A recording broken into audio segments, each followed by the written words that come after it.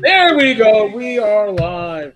Welcome to Michael's Humming Live Stream. No, welcome to Talking Crit Live. We are so professional. Just don't try this at home. You might hurt yourself. I am Eric Tenkar, your bartender in the OSR. With me, stage right, is none other than Jim Kitchen. Beneath me, you can hear the crowd cheering in the background, is none other than Bad Mike Battleato.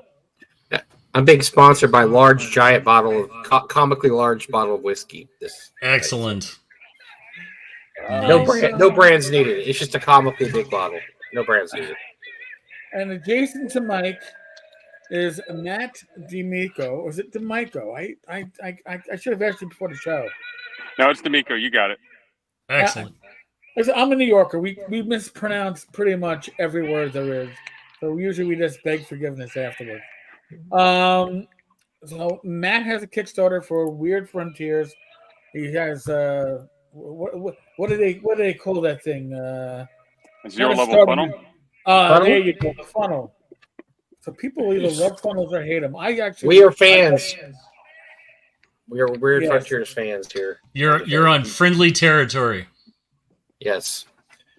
Thank you. We just had Mr. Dave. Dave was on not that long ago, right? A couple months ago.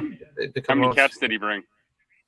Oh, Dave is always festooned with cats. Like the man literally wears a living pelt of cats at all times because they all need homes, and he's just trying to help them find homes.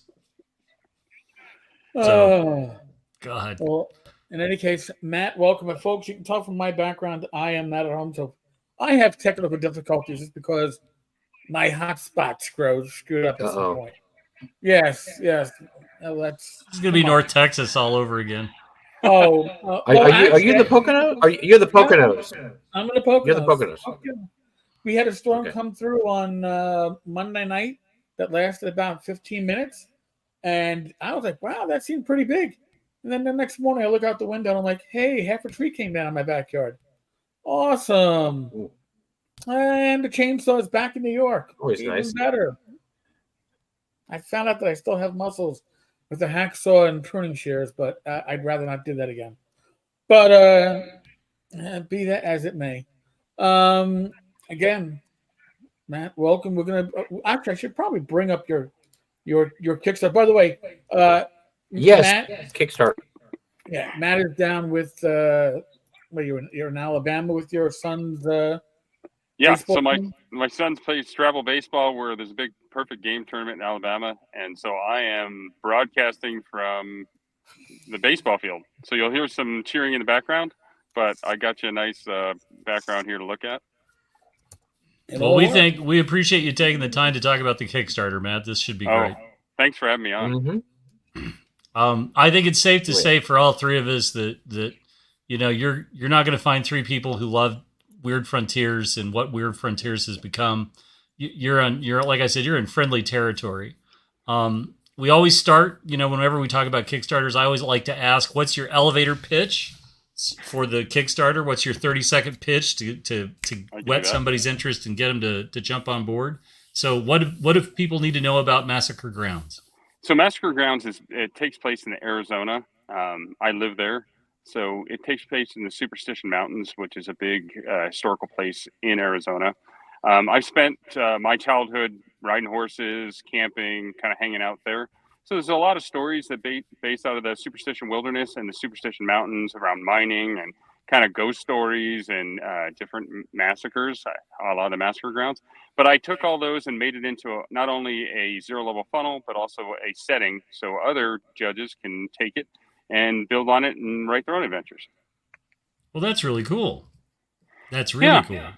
And so how much is reality and how much is an overlay on top of the reality?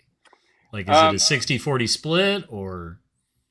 Okay, so the Massacre Grounds, the title is actually a real place. So the Massacre Grounds took place in a period where the Yavapai Apache and the Pima Indians were mortal enemies.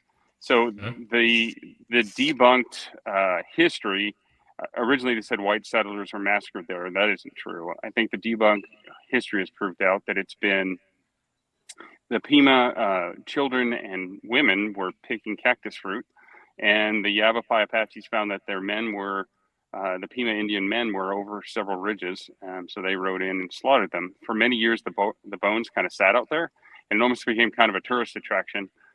So obviously that lent itself to, okay, we're going to get weird with this. So if you scroll down, you actually see the skeletons crawling out of the desert and attacking. And that is actually Joey Dolsel's rendition. That's the real mountain range in the background. So I took a lot of scenarios like that. So keep going down. That's actually Massacre Grounds, but you keep going, you'll see the skeletons crawling on the ground. There it is. So that's what I kind of did is I took a lot of stuff that was historic and then gave it a weird frontier spin. So 60-40, yeah, I mean, it's close. The whole mining area that we take place, that you kind of journey out to, the Colossal Outpost, the name has been changed, but those little mining camps are still to this day all over the superstitions. And then Fort Righteous, which is the first place that the PCs will end up, that is actually a representation of Fort Utah, which was actually destroyed in an Indian attack. And then that is a Mormon settlement. So it's the actual Mormon settlement, just renamed. Gotcha. And that is the foundation of the city of Mesa, believe it or not. Really? Yeah, so it's got some cool stuff. So I used the LDS Church has been a huge part of Mesa's history. The Pima Indians, the Caballeros, the Hispanic culture, the Castilian Spanish culture, not just the Mexican. Obviously the whites immigrating. So I kind of used a little bit of everything and kind of built on that. And then of course you got to have crazy stuff that you can fight. But then, so was that my hook? That was like, you're done, get off. Something rang at me. I'm like, oh. Well, yeah, we'll see you later, man. But no, I'm saying. I'm sorry. Go ahead. Oh, so getting back to 60-40, so one of the things that the characters get to do, and I haven't talked about this much, is they actually get to break a Mustang. So they get to train a Mustang. So the wild Mustang herd is still prevalent in Arizona today, and it's over by the Salt River. So I took a lot of that stuff and threw it in the book. So that was probably a very long answer. No, it's a good answer though, because I think one of the things that we see a lot in these sorts of RPGs is there's a version of the Old West, but it may not have a real sort of. I always hate it when somebody writes about Arizona or New Mexico or Colorado or Utah, and they live in Delaware and they've never been, and a lot of it's sort of coming out of books that are not necessarily based in reality. Maybe that's what I'll throw out. Yeah, and so for me, I own horses. I ride in the desert almost daily. I'm fortunate enough to be a retired police officer. So the government feels very generous and gives me a pension every month. We have, my wife and I have done well. So I get to spend my mornings a lot of times answering emails and texts from horseback.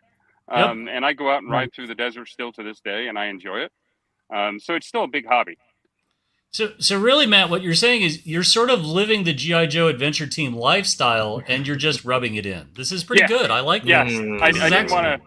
Yeah, you guys that are in the city, but you guys do not have 116 weather, although Alabama's 80 something with 90. You got a lot of humidity in Alabama that you aren't familiar with it. So if I'm schwitzing over here, it very much is because it's just sticky. But no, I do. I'm very fortunate. My wife and I are very blessed that we've worked hard all our lives, so our kids get to travel to all over the world and play baseball and go scuba diving and do fun stuff. But we also, try to keep them outdoors. And I've been an outdoors guy. I grew up doing it with my dad and my brother. When we moved from New York, Eric will tell you that I kind of lived in the same area that was his precinct. Yep. I spent 10 years of my life there. And then we moved out to Arizona. So it was a cultural shock. We went from yous to y'alls. And I love it. I had two great, so childhood 1 to 10 there. And then the rest of my life. So my teenage years were spent in Arizona getting in trouble And in the 80s, there wasn't a lot to do, so we would just saddle up and go ride horses. And so that was our camping. We'd put a saddlebag on, pick out a pack horse, and go. So I think a lot of that is in the book. And, not that you can't saddle a cat and ride him around, and you do that in my book, but that's for David. The rest of us, you actually take out horses. Well, and really, it's very interesting. The flavors of Old West RPGs that have rolled out over the years. Everybody always thinks about Boot Hill. God love his heart. Shane cranked out something that really spent the better part of a decade just twisting various ideas about the Old West and Weird West and everything together into Deadlands. But I think what we've sort of hit upon is we're sort of in that third generation of Western RPGs. And this time, like, one of the great things that really shows in Weird Frontiers is that David spent all this time playtesting. And he spent years and years of what works and what doesn't work. And let's pull in some little bits of the Cthulhu mythos, but let's also root it in some other things. And it's just turned out to be not only a labor of love, but it's a labor of love that's actually found a lot of resonance with people. Now you're about halfway through the Kickstarter, is that right? You've got just a smidge less than 2 weeks to go, correct? Yeah. So I've been very fortunate. I've gotten a lot of support from North Texas, people I met at North Texas. You guys have been spectacular. I honestly couldn't ask for a better group of people. So I've been reaching out, trying to tell people who I am and kind of what I'm about. So I've been very fortunate with that also. And I want to say thank you to everybody for that, because you guys have been spectacular. Well, and I think one of the things that we don't sort of hit on, sometimes we have folks on that when we talk about the Kickstarter is already funded, and they're just sort of into almost what I would call bonus, but you're not quite at where you want to be for your goal yet. And one of the things to talk about, you've got a couple of levels that are really interesting. You've got your print PDF level, which is only $15. And I would stress the word only, because really and truly, anybody who's sort of watching this, anybody who's sitting in the lobby and has some chat going on in the comments, $15 is like 2.5 coffees. And I would really, really encourage people to take the time to support. But your $50 level, that actually has something that's really cool. Would you mind talking about that a little bit, Matt? So for $50, you get to print the PDF, and then you get to have a personal game with me. It's probably going to be 5 or more to a game. But we are going to log on to Roll20. I'll fit it with everybody's schedule. We'll put it in groups. And then we'll just we'll play through. So it'll probably be about 3 sessions, depending on you. And it's just going to be a good time. I've heard some pretty cool people are going to be, have already bought spots. I think at last look, I had 8 spots left. But so there's still availability. I thought that was a great way to celebrate the fans. I also, would tell you that it's a great way to get to know me as a person. And then if you are into Weird Frontiers, it actually gets you known to me. So when I look for people to play test different elements, that helps, because I'll reach out and be like, hey, do you want to help play test tonight? And so whether it's a new character class, and I have one in the book, the Chipaya Rider, which is a warrior that rides a lion or a bear or a wolf. So I really thought that class was neat. Obviously, David was all about, when I talked to him about it, was all about the big cat. So we use a mountain lion. So who doesn't ride a battle cat?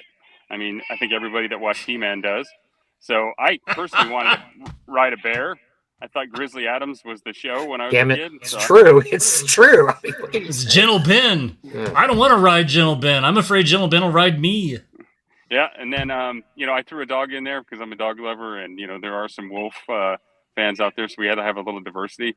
But I was chastised by my son because apparently I should have put in a capybara, but they are not indigenous to Arizona, but he was like, what about a capybara? I'm like, all right, so maybe future upgrades for a capybara? I don't know. But who doesn't want to ride a giant rodent? I guess. And so I guess the question that sort of pops to my mind is, do you employ some of the 2 different tribes or the local tribes' beliefs in the in the project. I mean, Yeah. My knowledge of American Indian deities and so on is very, very thin. And I won't pretend. I'm not even going to have the start of a conversation because I'll just embarrass myself and I'll make mistakes that I don't want to make. But do you find you have to walk a fine line on trying to bring some of that into the project, or just skip it entirely? What's your thought? So my thought was just be respectful. I spent some time with the Yavapai Apache dictionary. I spent some time with the Pima dictionary. I try to do the best I can. I do not pretend to be a linguist, but Yep. I think I've been very respectful in telling their history. And also, obviously, with David's adaptation of Weird Frontiers, there's a little bit of a new history. So, but I spent some time trying to keep authentic. Like the Yavapai Apaches didn't become docile and farmers. I mean, they were horse riding warriors. So I still kept them like that, except, it was a new take. They still raise horses, but now they ride these big cats, the Naimita. So, and that is a translation of mountain lion from their culture. So I Right. continued to try to put a little bit of balance in there, but I didn't try to overdo it. I hope I did a good job in it. I think most people that have looked through it have been appreciative of it. I didn't go overboard with it, but I wanted to give both cultures. Because, when you get into talking about Native Americans, some people dispute you whether you were saying Native American or Indian. Well, the Pima Indian tribe is actually still called the Pima Indian tribe today. It's on their culture. And some people are like, well, correct me immediately and say Native American. So it can be very contentious, but I try to be respectful. And I tried to bring in some of their history. The Hohokam, the Pima Indians took over the Hohokam original canals. And when they tried to settle Fort Utah, which is Fort Righteous, they immediately made a treaty with the Pimas and the Maricopas. And so immediately the canal system was used for farming. So Right. You'll see in the book that there's farming in there. So I tried to hold to the culture. But also what a lot of people don't bring up about the Pima community is they were some of our first Arizona soldiers. So the very first Arizona volunteers were mostly either vaqueros or they were actually Pima Indians. Really? So I stuck with that because I thought that's a really cool thing. So I stuck with that. I added a little fun to it. The one thing about this book is there is stuff buried in for judges that the players in a 0 level funnel, they'll run from A to B and they'll never see it. But you as a judge will read through it and go, oh, okay, I get this. And there's also NPCs buried in there, and there's quite a few. And I don't want to name all the NPCs because I want people to find them, and then I want you to write your own stories about them. Eventually, this has been planned out by me to be a multi-adventure campaign.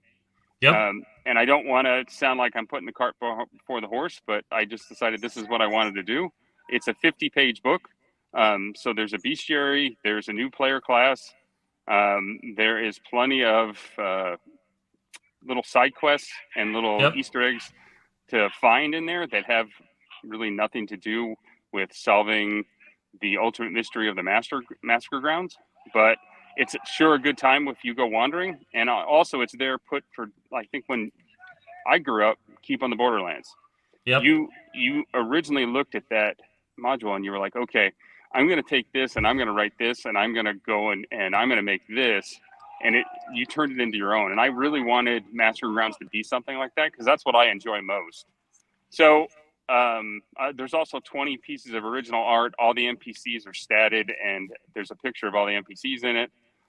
I should say the important NPCs. You might, as we all know, some players will latch onto an NPC and they'll be like, why didn't you draw this person? And sure, that there will probably be one of those, but then I will tell you, draw them and send them to me because I would love to see that. And that's kind of what I wanted to do is I wanted to inspire people to really work in the setting of Arizona and look up what you were doing. Yep. And I thought that was the fun of it. I think judges that it's the ultimate compliment when a judge takes your stuff and kind of builds on it. So you're roughly $1,200 away, and I say that because what you really need is you need to pick up at least about 80 to 90 backers in the next couple of weeks, and so there's a little bit of an impetus. I mean, I'm going to just keep saying if people are dropping in or they're looking at this, people should look at this. They should back this. This is for a game system that we all love. How hard did you find it to restrict yourself to just 50 pages? I mean, is that something where it's like you're fighting that a little bit, or this is compact, this is tight, this is what I want to do, and that leaves me plenty of more material for the sequel? What do you think? Oh, so 50 pages. It actually got edited down. I'm using Bert Isla, who is a great human being. He's a wonderful editor, and him and I, like David, recommended him. So I want to give him a shout out and thank you. So Bert trimmed it down. It was 57 pages. Yep. We trimmed it down. There's the follow-up adventure is already written. Well, obviously, we're going to let people enjoy this one for a while before we put the next one out. But yeah, I'm kind of zany. The first 3 are actually mostly written. So I had to stop and say, okay, this is the funnel. Otherwise, what it was going to be is a level 1 and level 2. But I was throwing a whole bunch of information. So we kind of narrowed it down to 50 pages. And that, I think, is got a really good adventure. And it also gives a lot of meat. So you can kind of wander around in it. You could probably play it a couple times and never find everyone in it, and all the different things that you could pick up. But you might. As level 0 characters are kind of squishy, so they tend to just run through it. But if you really wander around, you'll find some cool stuff that I hid in there, and also some mysteries and some side stuff that you'll find later on for the second one or the third one. Because the third one, there's a mystery in the book that you won't even hear about until the third adventure. So wow. it's kind of something that you'll wander across, and you're like, "What is this?" And you get a cool prize because you found it. But then you read a note, and you're like, "Huh, what is this?" And then you'll spend the next 2 adventures looking, but you won't find it. And then the third adventure, you'll run into somebody, and then you kind of launch into it. So I put a lot of stuff like that in there, and I call that Easter eggs. And I just thought it was fun. It's the way, I've been playing for 40 years. So, and not to say that I'm a great DM or, a great judge. I think I knew what I wanted. Man, that sounds very so. Go ahead, Mike. I was going to say that sounds very Red Dead Redemption. It is. Where you just run into something and maybe you don't know what it is at first, and then you just kind of make a mark. Okay, well, there's something weird going on here, but I really don't know what's going on here. And then later on in the game, it starts to figure in the game. And I'm a huge Red Dead Redemption fan, by the way. No, I don't think anybody who's played it isn't a big fan. It's just such a great game. Well, it's that whole Western genre where there's mysteries and there's the Western history in our country, is such a brief period, and we're such a young country, but it's so fascinating in that you can look at the different miners, you can look at the Indian Wars, you can look at the Civil War, you can look at the frontiers. It's an abundance of different stuff we can look at. And Arizona, everybody kind of knows about the Chiricahuas and Geronimo, and then Tombstone, obviously, with the Earp brothers. And I haven't touched on any of that stuff in this book because that stuff, the stories of that. So you don't know the stories of the Massacre Grounds. The Bloody Cave is another actual real place. You might know about the Mustang herd, but I mean, that was just cool, fun stuff. I was like, okay, so characters want to break a horse. They want to train a horse. I mean, absolutely. So I made that possible. But the neat thing is, like, in the superstitions, there's everything from aliens to murder to all this different stuff. Now, the aliens didn't make it in this cut, but I can tell you that we have Bigfoot, which they call the Mogollon Monster. Like, Arizona has an abundance of culture of ghost towns, and it's a really cool place with a lot of history that's quirky and fits right into the weird frontiers. And Mike, I'm sorry, Eric mentioned this. Matt is actually at his son's baseball tournament and has walked off to an area where he can talk to us. So if you hear spontaneous cheering, please know that it's not for Eric, Mike, or myself. No, this is Matt's surroundings, and it's just spontaneous cheering for him, which is great. That's it. It is. I mean, I'm a good-looking guy, and they cheer every once in a while when I walk in the room. Don't break your arm patting yourself on the back there, buddy. Yeah, no, I will not. No, the Arizona Runners are my son's team, and they are playing a team from Alabama tonight in like kind of a scrimmage game. It's a consolation game, so they're having fun. So please bear with me, or just get into it. I mean, it's I don't know what the score is right now because I'm trying to do this and not pay attention. But they're a bunch of great boys they're giving their hearts out tonight. So I have an important question for you, Matt. A very important question. And this is very important. Is why is North Texas the best convention you've ever been to or ever will be? Oh, there you go. That's a good question. I tell you what, Mike, it's legit. I hadn't been to a convention in over 10 years. I think we had this conversation when I was there, and I definitely have already told Eric, but you and Gary put on one of the best events I've ever been to. Thank you it so is much. a fantastic group of people, and all the shenanigans goes out the window. Everybody gets along. Everybody's just there to play role-playing games. So you preach it, brother. Preach it. It's just nothing like, I mean, and you don't do 5e. Which some people might be disappointed, but I love that how much time you gave to small independent guys like me and other people, and there's so many different games going on. Then you have I'm going to say they're called the Wenches, but that's not a derogatory term. They actually call themselves the Wenches. There is a group of highly educated, beautiful women that come service at the table, so you don't even have to get up, other than maybe go to the bathroom. It's probably one of the best events. And even then, we don't enforce that. We don't enforce that at all. If you really don't have to get up if you don't want to. But no, we appreciate that, man. Look, we are, with all the fiasco going on with WotC right now and the attempted cancellation of the OGL, et cetera, et cetera. We are real, and Gary is absolutely on board with this. So is David. We are really, really focused on small independent publishers, on smaller games, on stuff like Weird Frontiers. Things besides 5th edition D&D. I mean, we will always have Dungeons & Dragons. It will be a very important part of our con, but we really, really focused on having the smaller game companies and the smaller creators get a big stage at our con from going forward here. Well, and the other thing too is, don't anybody think that nobody really shows up. I mean, you have some really big names. Like one of the I really kind of crushed, because Darlene was there, and I remember her map when I was a little kid, and I was really, when I went to talk to her, I sounded like such a fanboy. I really didn't know what to say other than I was such a huge fan. I loved her art, and she was so sweet and nice, but she was like, and but I mean, so you have some big name people there, and I was just like, yeah, I just 10-year-old me was very happy that, and I was trying to, it just didn't come off well, I don't think, but I was like, I was very appreciative to sit down and talk to her for a brief amount of time, but I actually called myself just being like a fan and not really like treating her like a human being. And I was like, I've got to stop and just talk like a normal person. But there are big name people there too. It's not like you have this small little con that has nobody there. I mean, there's some really big names there.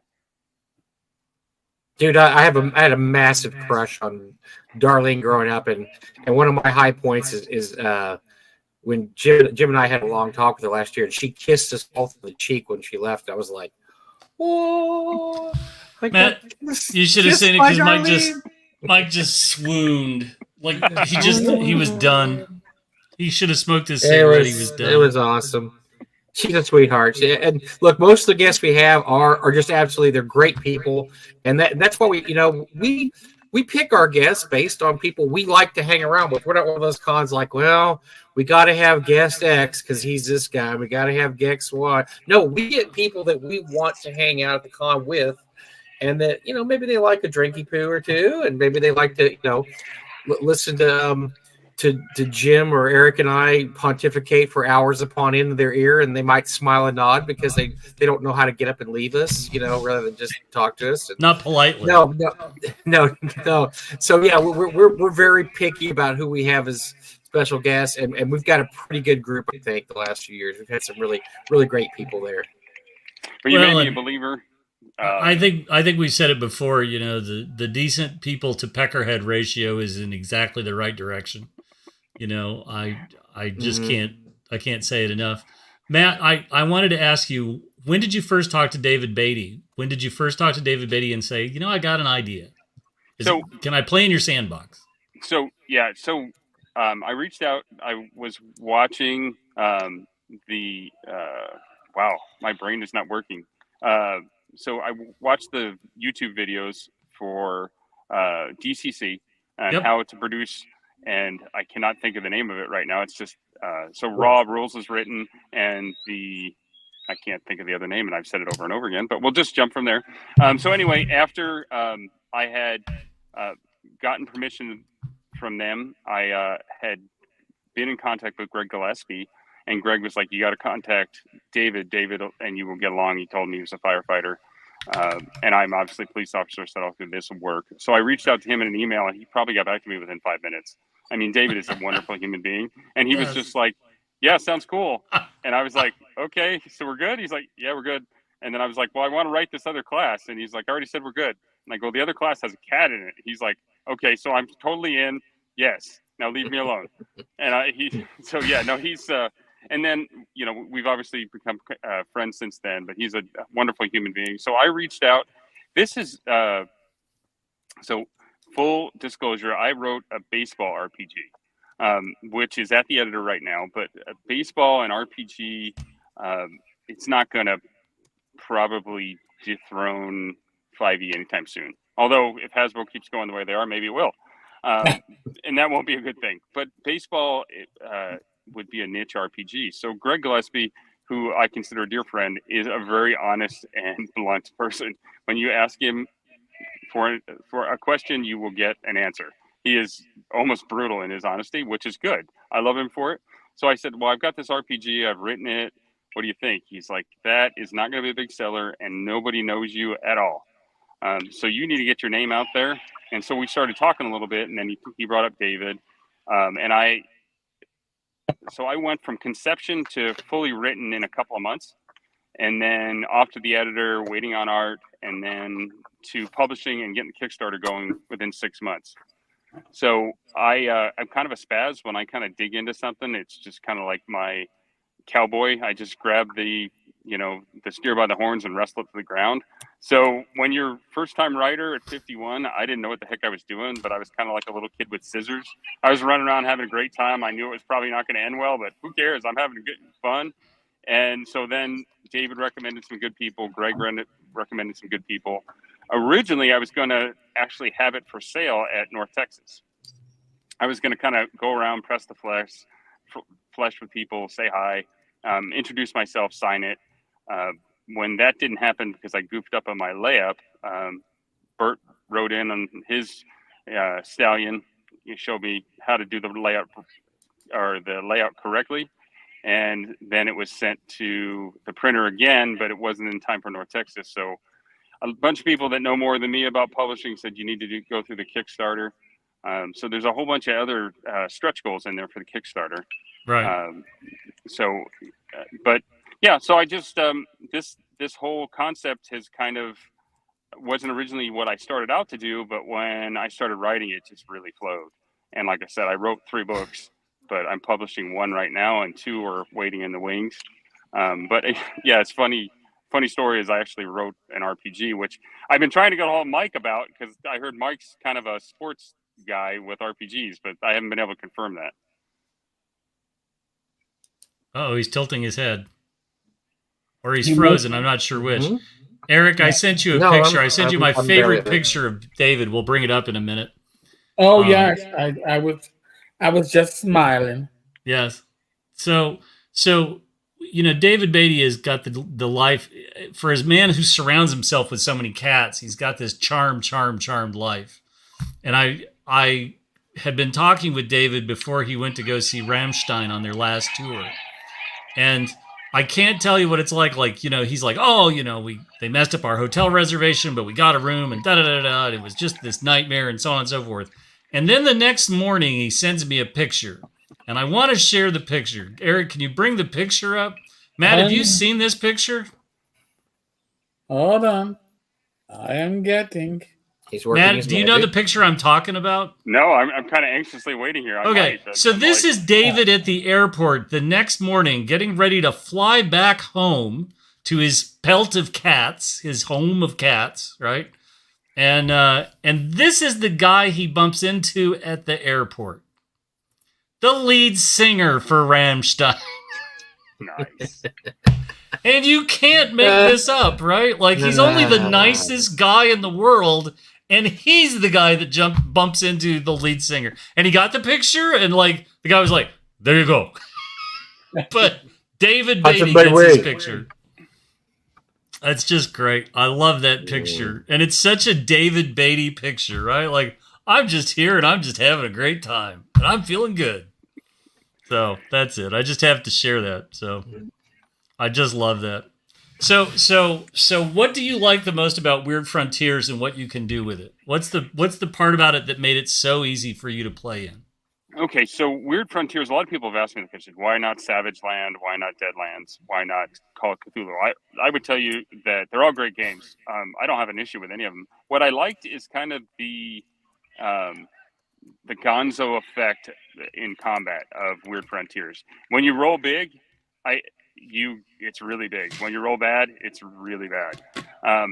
It's kind of like riding a horse. When it goes bad and it bucks you off, you don't float down on a bed of pillows slowly. You get bucked off and you go down hard most of the time. Sometimes you're lucky and you land on your feet.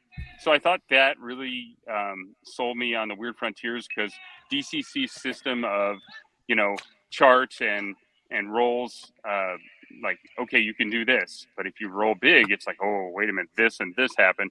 So I really like that. It's not like Call of Cthulhu is a good game, and I love the investigative part of it, but the combat is deadly, and it's just once you get into combat, it's deadly. So it really drew me to it. I kind of also had reached out to the DCC community, and it was hard when you're a brand new writer and you're 51 years old looking to launch out. The only thing I'd really been exposed to was, not to keep bagging on WotC, but WotC does not encourage new writers. They don't. Nope. DCC does. They have all these videos. When you reach out, they get back to you fairly quickly. So it was just kind of a no-brainer. Between David being a first responder really drew me to it, and then when I dug into it and really read it, I was like, I really like this. And so, I didn't really look further than that. But I also like that Savage Lands, Call of Cthulhu, like, I've been a judge or a DM for a long time. You could drop it, because Weird Frontiers is basically 3.5 with a little bit of flavor, so I would call it 3.6 or 3.7. You could dump it into any of those systems fairly easy. But I fell in love with it. I really liked it. I thought the combat was super cool compared to the other two. And then the family, DCC is kind of being involved with like a wacky family. You got crazy aunts, you got crazy uncles, you got other people in there. And it's just, you guys are wild too. It's fun to be, play games. People really get into the whole system, and they get kind of into the gonzo of it. So I guess it's not as serious as some RPGs, but I don't know. I think it's a lot of fun, and it's definitely deadly. Don't get me wrong. So I like the whole balance of kind of gonzo to serious to the mechanics. It's got a little bit of crunch, a little bit of gonzo, and then it just worked for me. It spoke to me to the point where I'm like, okay. And then I have a big soft spot for other first responders, firefighters, police officers, military. I also have a big soft spot for teachers. Grew up with some great teachers that taught me how to write. So, you combine a lot of those things, and I'm like, okay, this is where I needed to be. Yep.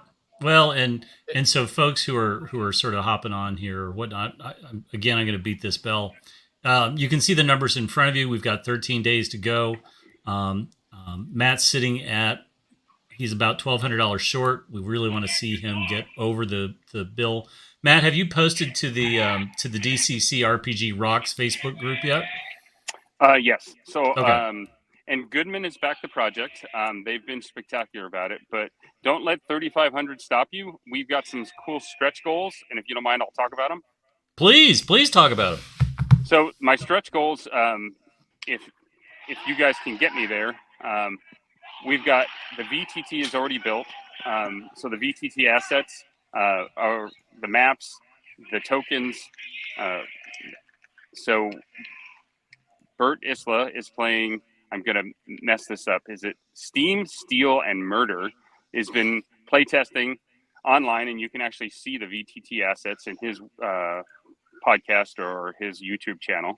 But I've made all those. So at 3,500, if we get past 3,500 and we get to 4,500, everybody that has participated in the Kickstarter gets the VTT assets.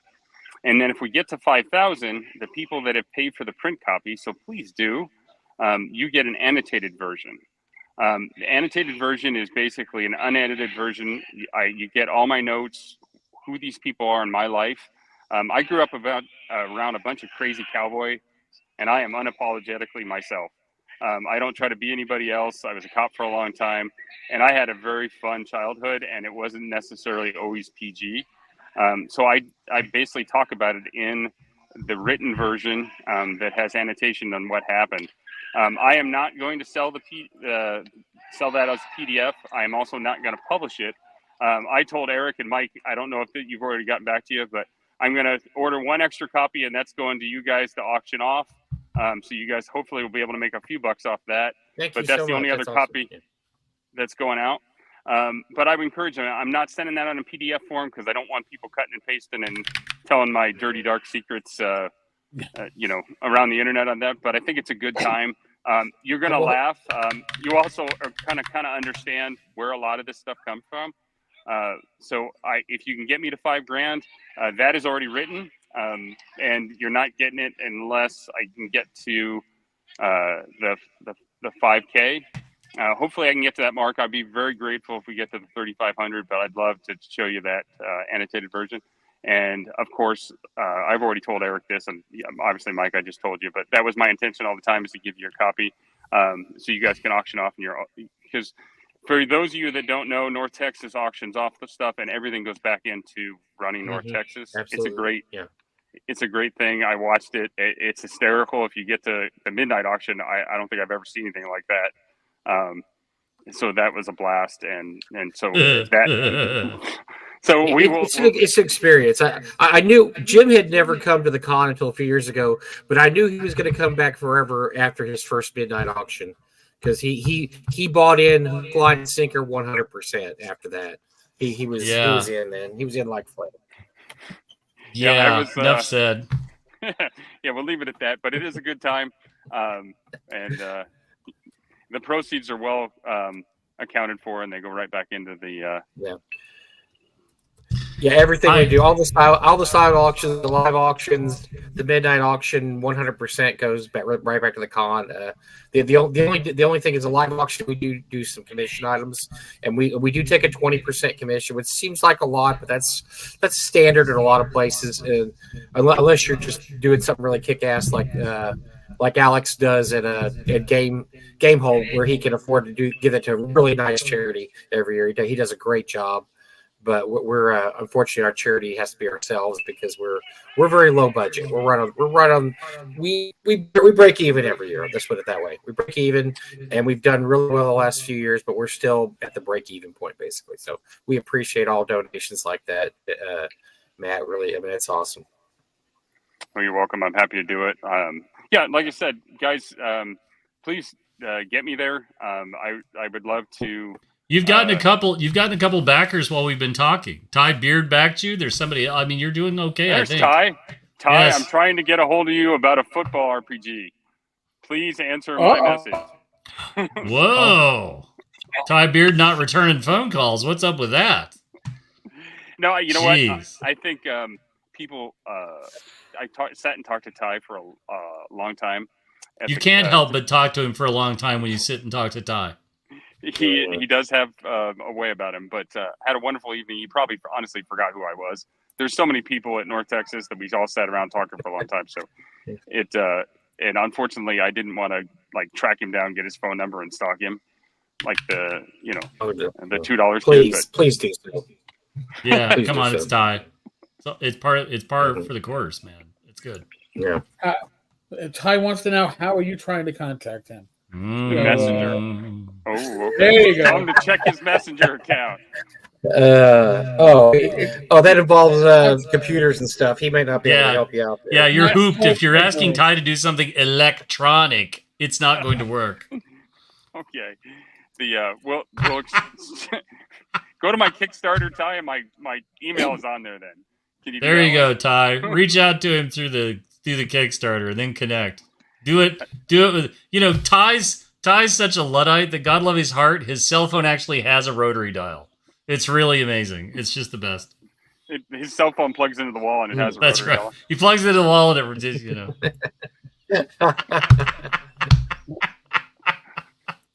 It's his beard shellac. It's made out of the same stuff his phone's made out of. It's just perfect. Sorry. I would guess Facebook Messenger, Ty. That's usually the messenger. That's probably safe. Ty's like, what's happening? I don't understand. Sorry, it took a weird, ugly turn. We're like villagers. It frequently does. Well, they were talking about Space 1999 Eagles, and I have to be so careful because we could just derail completely. I could do like a 3-hour dissertation on Eagles, and we're not going there. We're just not going there. Jesus. No, I was sitting there. So, and there's so many different people that have been so kind and reached out and been so helpful. Jen and Zach Glazer, Skeeter and Jennifer, his wife. I mean, Greg Gillespie. If I try to name them all, I'm going to miss a whole bunch of them. But everybody's been so kind and been like, okay, talk to this person, do this. Levi has been spectacular. Another one doesn't pull any punches. He's like, Matt, this is what you need to do. So it's just been spectacular about the different people that have reached out over the years and been like, or actually not year, I'm sorry, this last few months, and just been like, here, this is what you need to do. They've introduced me to people. For people that don't know the RPG community, when you meet these people, really just go up and talk to them. They love RPGs. You have something in common, and that's what I did. I kind of just said I was going to get out of my shell and just kind of talk, and honestly, everybody's been great. I think also, too, I think one of the things about, and we'll touch on North Texas a bit, but the RPG community as a whole, pretty much everybody's sort of coming in and bootstrapping up. There's the much larger entities, but the smaller entities, you get to know people, right? You get to know who the people are who are earnest and are trying to learn, and people will make suggestions in an attempt to help them save time. Like they don't want to see them wasting cycles on something that doesn't work. It's one of the great things about conventions, particularly in North Texas, where you can actually sit down and talk to people about the problems you've had. I think it's more than anything else. I've been a part of this industry for 30 years, and really and truly some of the most important dialogues happen over drinks at cons, where you find out that you're not the only person going through what you're going through. Other people are going through it now. Other people have been through it and can give you some guidelines. Other people don't even know what the problem is, and when you talk about it, they just flip out.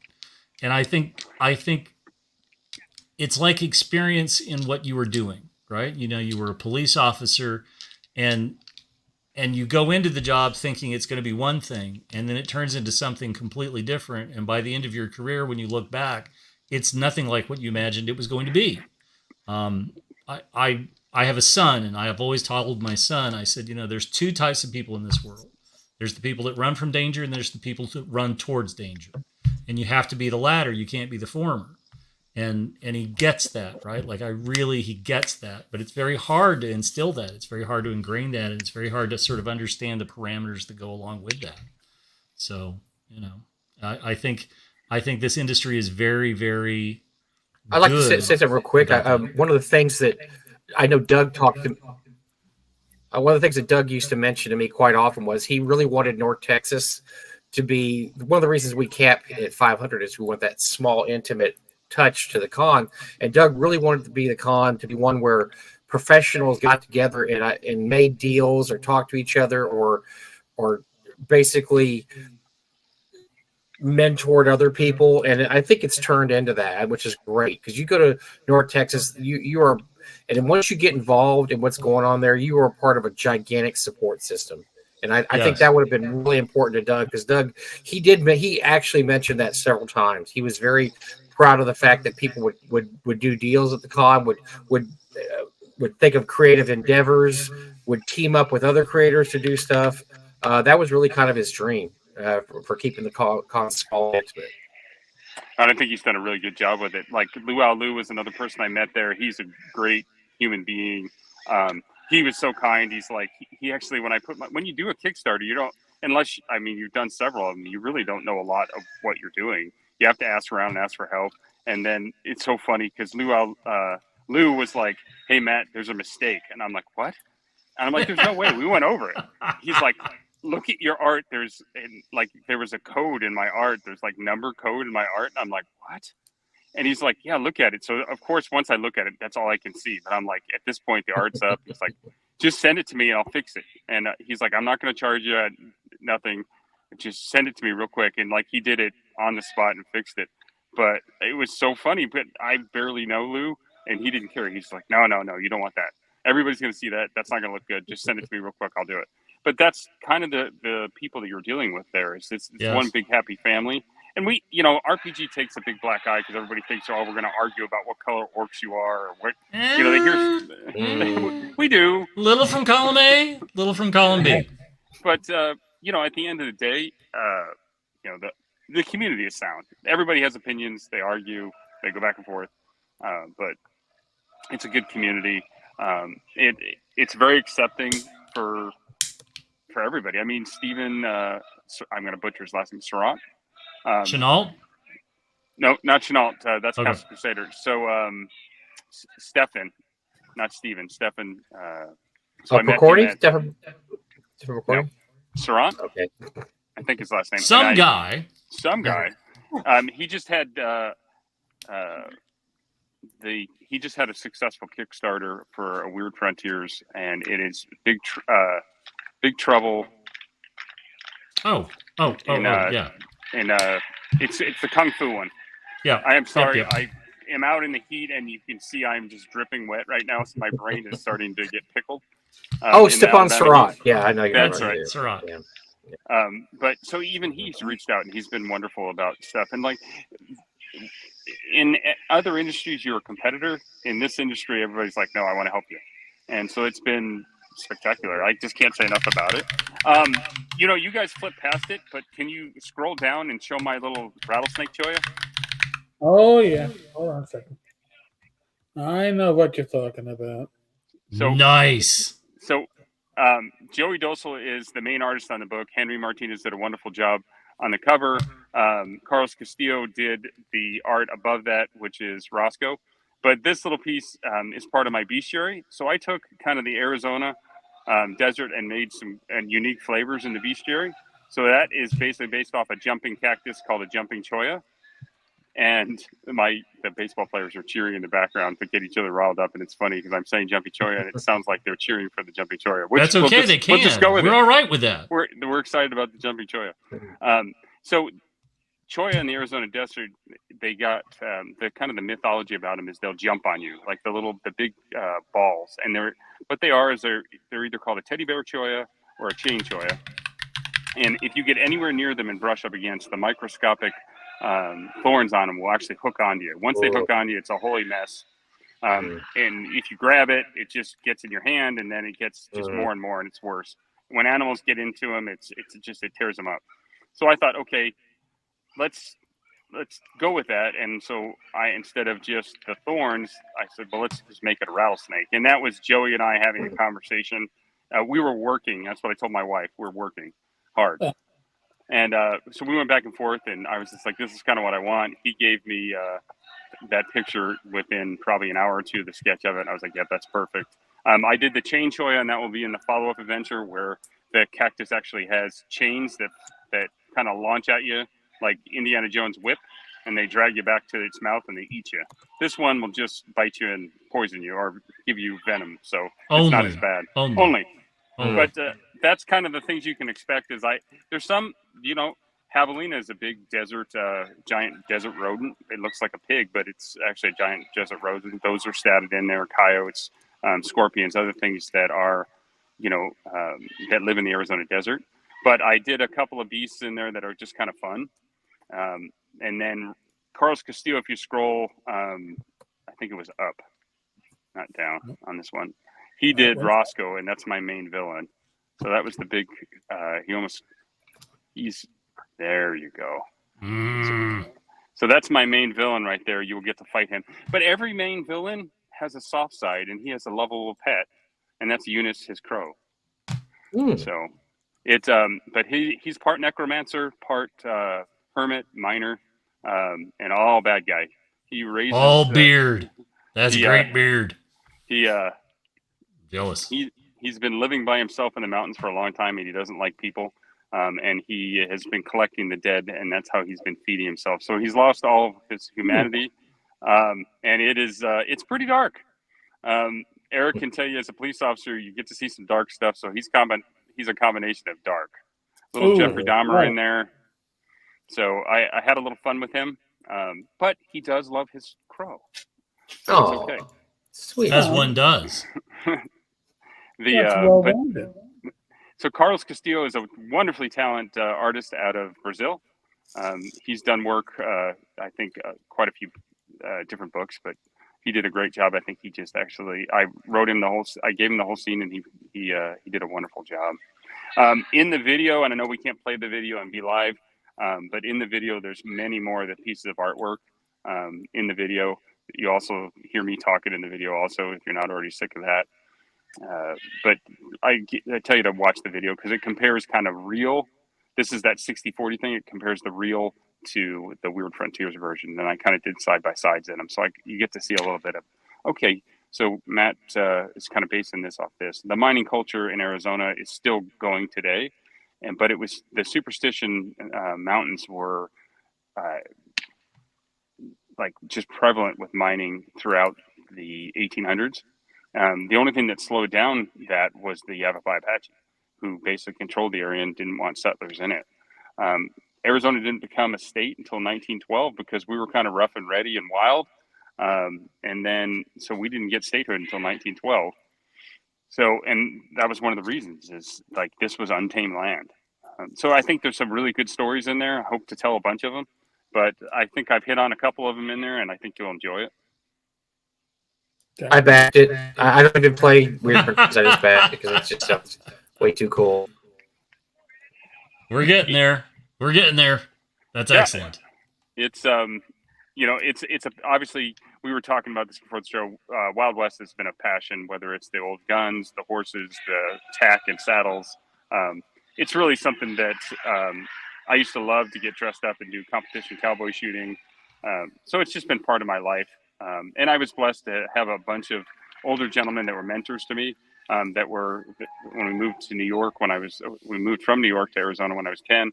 So all these cowboy characters are basically the characters in the book that I wrote about. I've changed some of the names to protect the innocent. Actually, none of those guys were innocents. But basically, I based a lot of the characters off people that I knew. Others are historical studies of different people from history. So it's got a little bit of everything. I hope you enjoy it. Okay, so it's a good sign when two of us, of the three of us who are hosts, have backed the project while the guy is actually being interviewed. So right. Take that as a recommendation, folks. And Ty backed it. And Ty backed it. My God, he gave up a can of beard lube to just get backing the project. That's a pretty big sign for Ty. Yeah. No, I appreciate it, guys. Thank you so much. Eric, you read through at least the unedited version there because it's still going off to the editor. You have all my marks in it. So without judging my grammar and my use of the Oxford comma. Listen, I'm not bringing out Funk's book or whatever it was that he's in college. Funk Wagnall. Yeah. Funk Wagnall. Yeah, yeah. It's very. You're not going to be judged by that. Very familiar with that. I gave it a quick perusal because when you initially sent it to me, I was on my cell phone. Rachel's there shopping, and I'm trying to read the thing on my cell phone because I refuse to go into Kohl's because I have a soul. I'm not going into Kohl's. And from what I could see, with admittedly my poor eyesight, but I was able to read it. You have a very good way with it. Well, we should know this from talking to you now. You have a way with the English language. You're comfortable with it. There are people that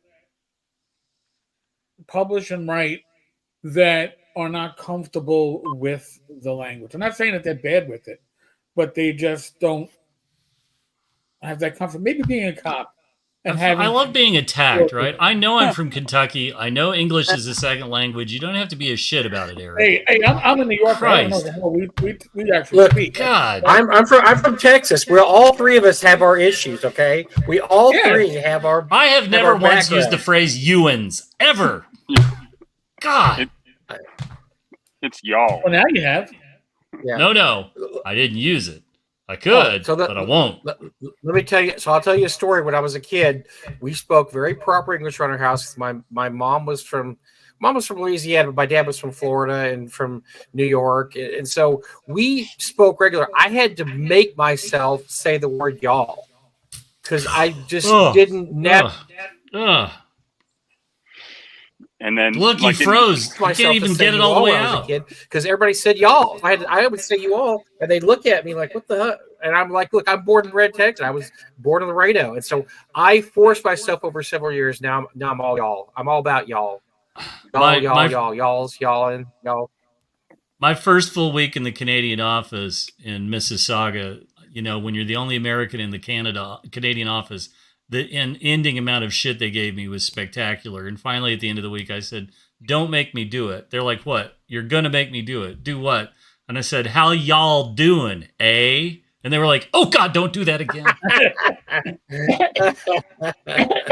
It hurts. It burns. It burns. Stop. So. When we moved out to Arizona, it was 1982. Arizona was just kind of starting on the upswing of like as crazy big as it is now. But when we moved out here, there's just a lot of open desert. But I had the thick New York Bronx accent, so everything was use, come over here, or whatever. And people like I got made fun of unmercifully by all the cowboys for it. And it was hysterical because they became some of my dearest friends. But yeah, the New York brogue is very prominent. Oh, yeah. Definitely. I got to Phoenix the first time in like 1995 or 1996, and Gilbert was literally a 12-building town, and there was one bar, and there was a horse tied up to a rail in front of the bar. Yep. And when I got to Gilbert again in 2010, I did not recognize it. I couldn't believe what had happened to Gilbert in the 14 years since. I used to live down the street from that bar, and I can't remember the name of the bar, but they used to literally, it had doors in the front and doors in the back. Doors in the back. Yep. The police used to come in, push everybody out the back, and it was time to go home. Yep. And the game store just like half a block up was Waterloo Games. Dollar beers and a frosty mug, and I remember Waterloo Games. That's right. Yep, that's right. That was what was Norton's Corner? Norton's Country Corner. Yep. I had a beer in that bar just because I had to have a beer in that bar, but it was just great because you could tell the guy who had ridden the horse in because the shit was still on his boots and he had spurs, and it was just like I'm having the most Arizona experience I could possibly have. I resemble that statement wholeheartedly. Yes. Because I run around with spurs on and my boots. So yes, that is a good time. And I lived right down the street from that bar. So that's great. Did you go to the farmhouse? Because that was the other iconic thing. It was actually a farmhouse. They got turned into a lunch and breakfast place. And that was and the last time I was in Gilbert, what had been Waterloo Games was like a physiotherapy building. Yeah. It was a physiotherapy company. Yeah, and I was just like, what happened? So everything left. Yeah, it's very downtown and very upscale now, and a lot of great restaurants. My friend Romeo's Euro Cafe is down there.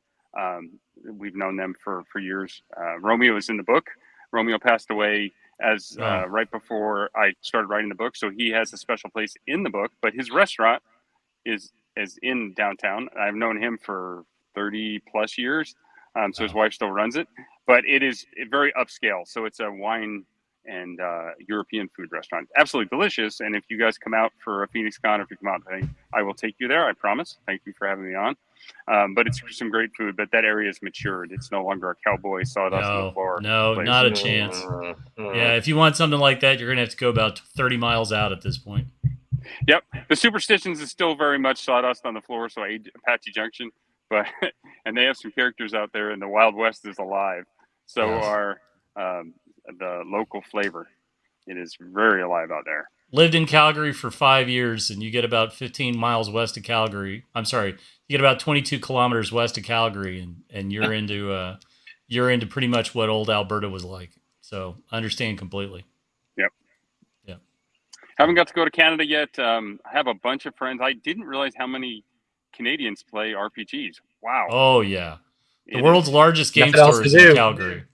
Yeah, the world's Yeah, largest Nothing game else to store is do in up there. Calgary. It's cold. Gets too Yeah. cold in the winter.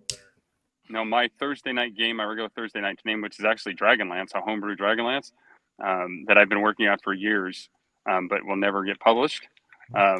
It actually has four Canadians in it. Okay, Matt. We have to ask: are you pro or con Kinder? Are you for him or against him? Careful of what you answer. There's only one right answer. So I love the Kinder. I grew up with that. It's great having you on, Matt. See you later. You gotta cut me off. So Margaret and Tracy's books were dear to me as a kid. Some of the first books that I had in my saddlebag. I would sit under a tree and read every book as they were published.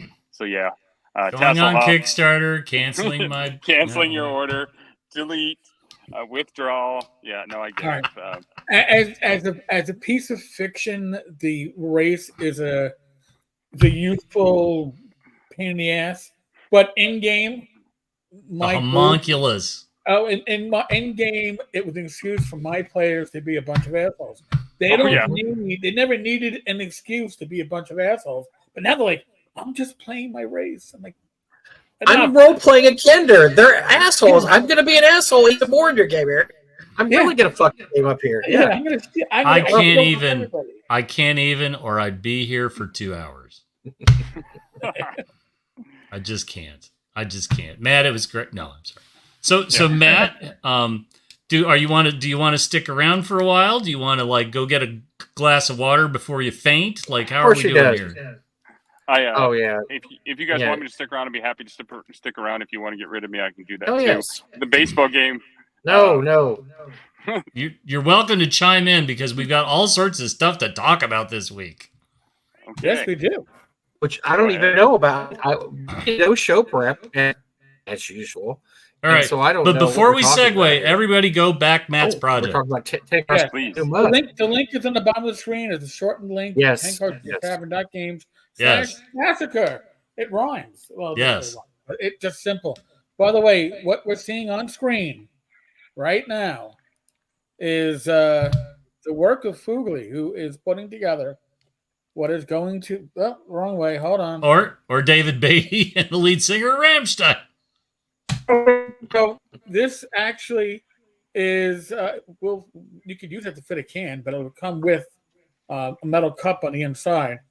So this is going to be for the tankies. I thought it was made from the head of a Kinder. Right. You see that's lovely. We're gonna have the year on it. So nice. we have the toilet for the worst game or the worst supplement. Oh, we have the mimic toilet. So I want to win. Oh, it's awesome. Yeah. Oh, Fugly does the best, man. That's excellent. Mm-hmm. Yeah. Fugly has a great point. Fugly is right. They should only be NPCs. Is it Fugly or Fugly? It's Fugly. I'm just throwing that out there. I'm curious. I'm Fugly curious. We call him Well, not that curious. I don't want to be taken the wrong way. Come on, guys. How are we not talking about it? How have we not even begun to talk about this yet? All right, Jim, you take the lead. Okay, well, I will. I'll talk about this for a little while. Please. So, everybody, here it is. We knew it was coming.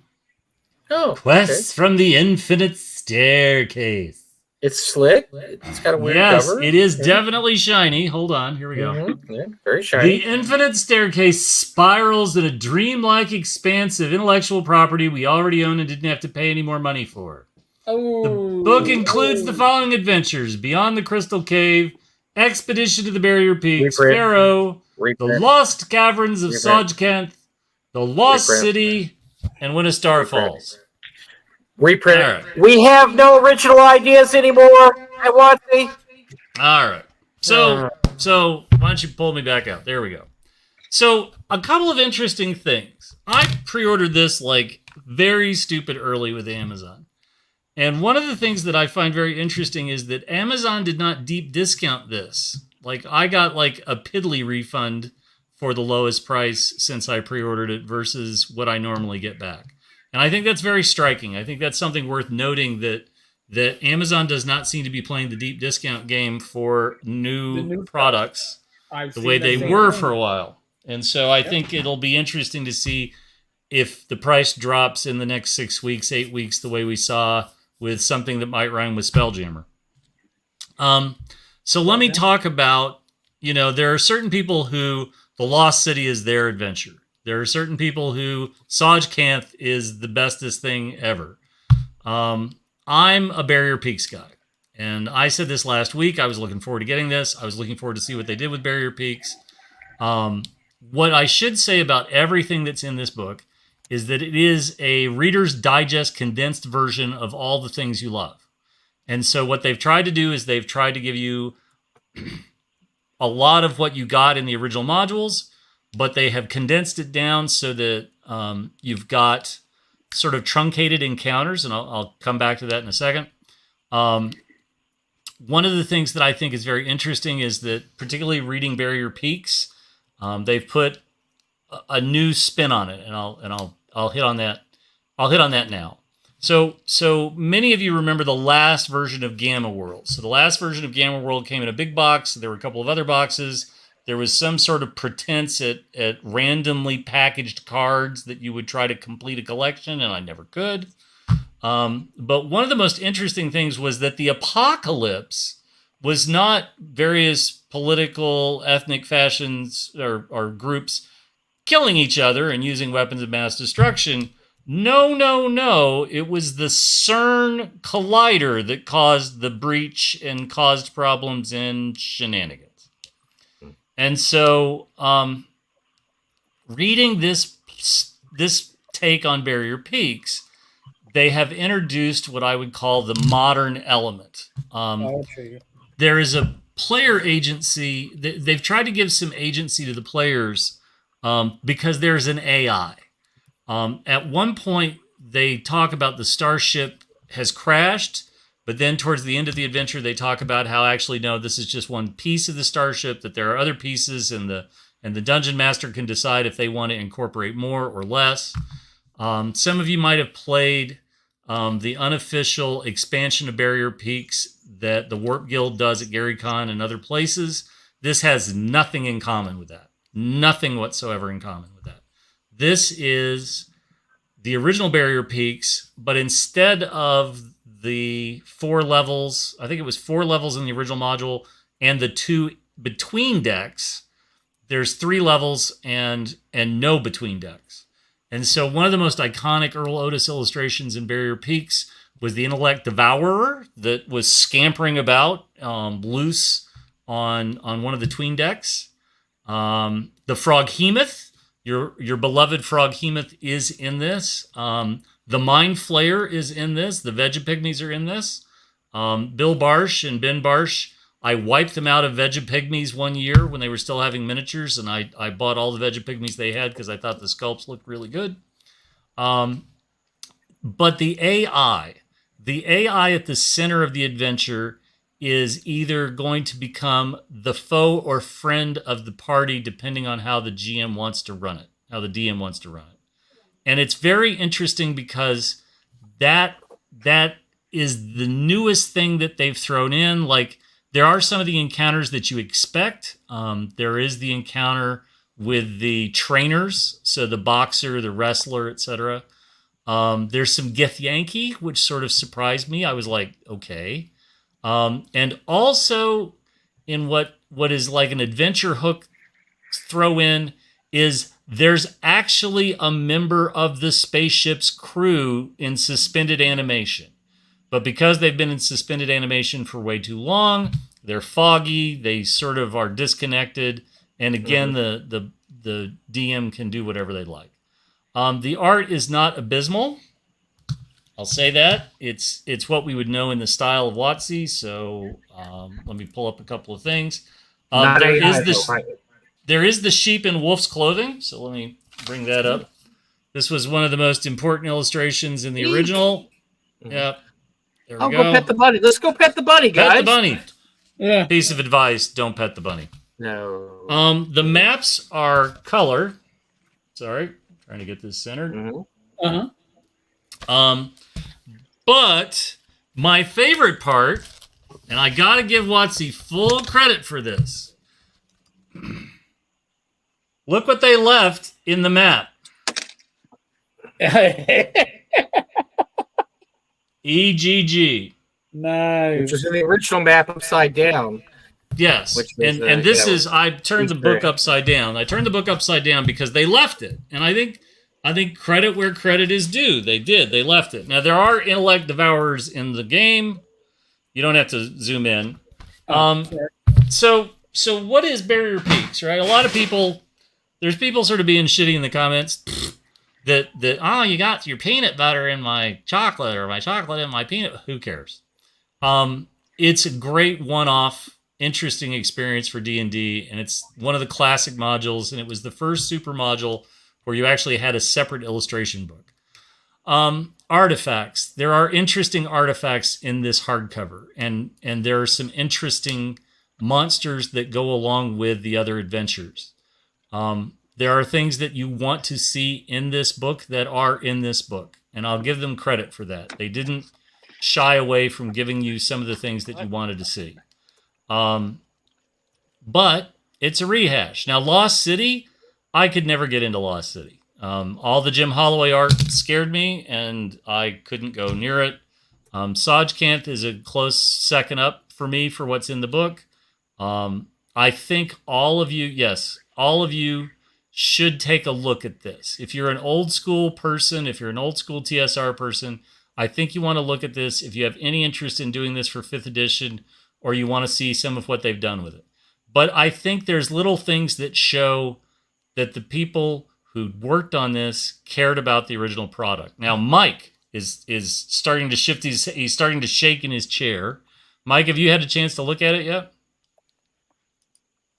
No, I'm going to tell you my existential problem is, and it's not going to be hard to. By the way, bear with me, guys. It seems like I'm a beat behind you on my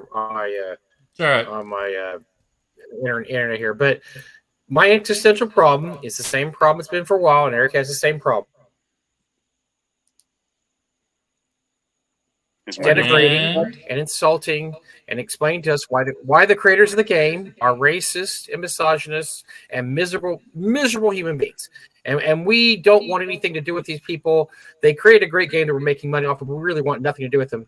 Yet when they need money, when they need bucks, they run to the well and they reprint some of the greatest adventures ever written by these same people that they never miss a chance to denigrate, beat on, and explain why they're miserable human beings. It is the absolute fucking height of hypocrisy. It drives me crazy. And I'm glad the product's a great product, and I hope people are introduced to old school D&D with this and want to seek out the originals. But the hypocrisy drives me mad. Right. Totally understand.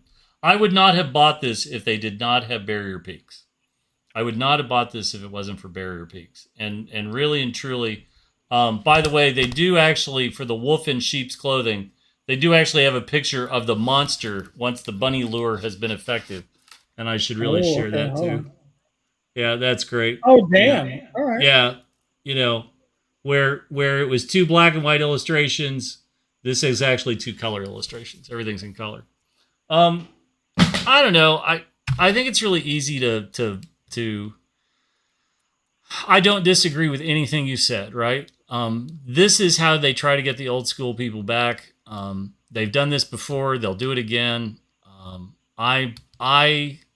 I'll be very interested to see if we ever see a modern take on A1, 2, 3, 4. You know, are they ever going to touch the Slaver series again? I'm not sure. I don't think they possibly can.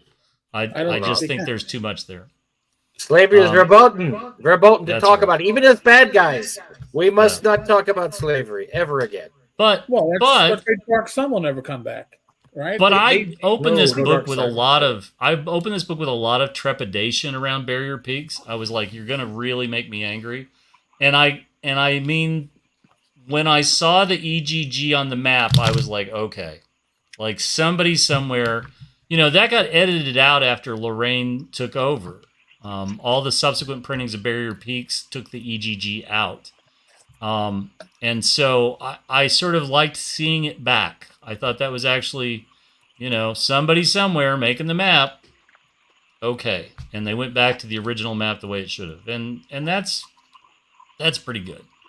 What else have we got to talk about this week?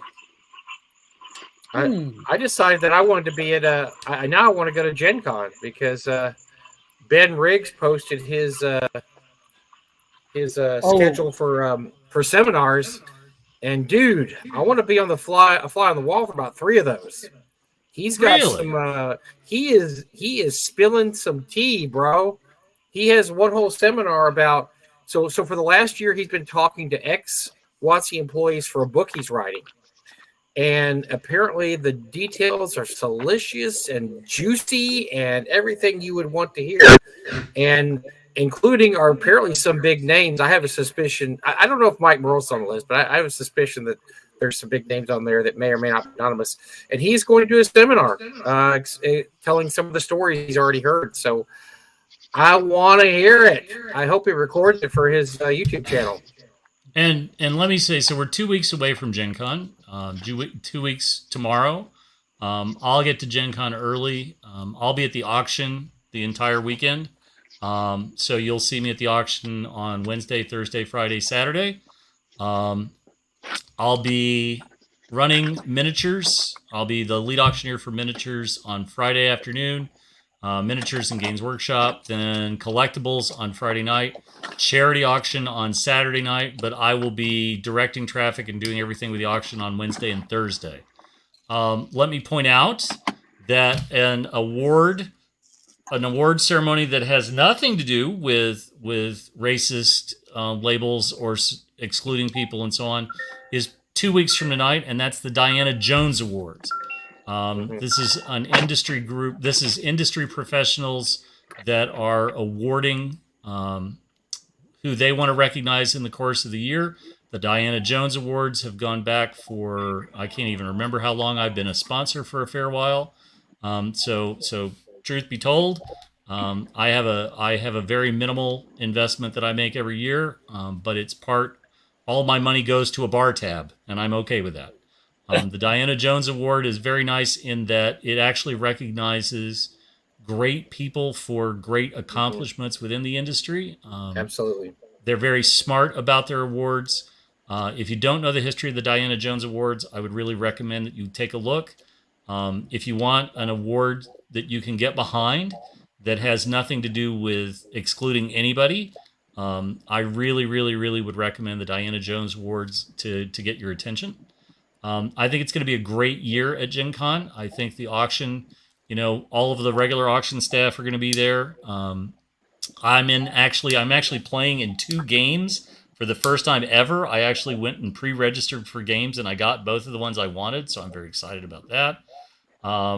It's bittersweet for me. My son is not going to Gen Con this year, and so this is the first time he's missed Gen Con since 2010.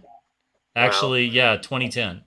And so he has super secret ninja school that he has to go to for 2 weeks before school starts, and the timing just isn't going to work out, so he's going to go.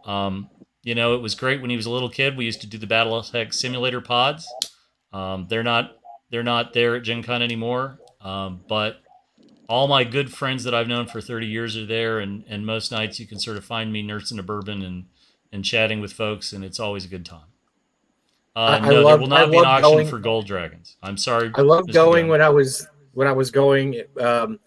At this point, I think I understand why you have to go, Jim. By the way, Jim's soft pedaling his importance to Gen Con. He is one of the big time auctioneers there, and if you have not seen Jim ply his talents, he is an amazing auctioneer. Please just go sit in the auction room and just watch Jim wax poetically. I know he's not going to toot his own horn, so I am, but yeah, it's an experience to see Jim auction off stuff, and I'm going to be with you there at Gamehole Con again this year, which is going to be great. But I've talked about this before. It's just gotten too big for me. I'm older now. I'm 61.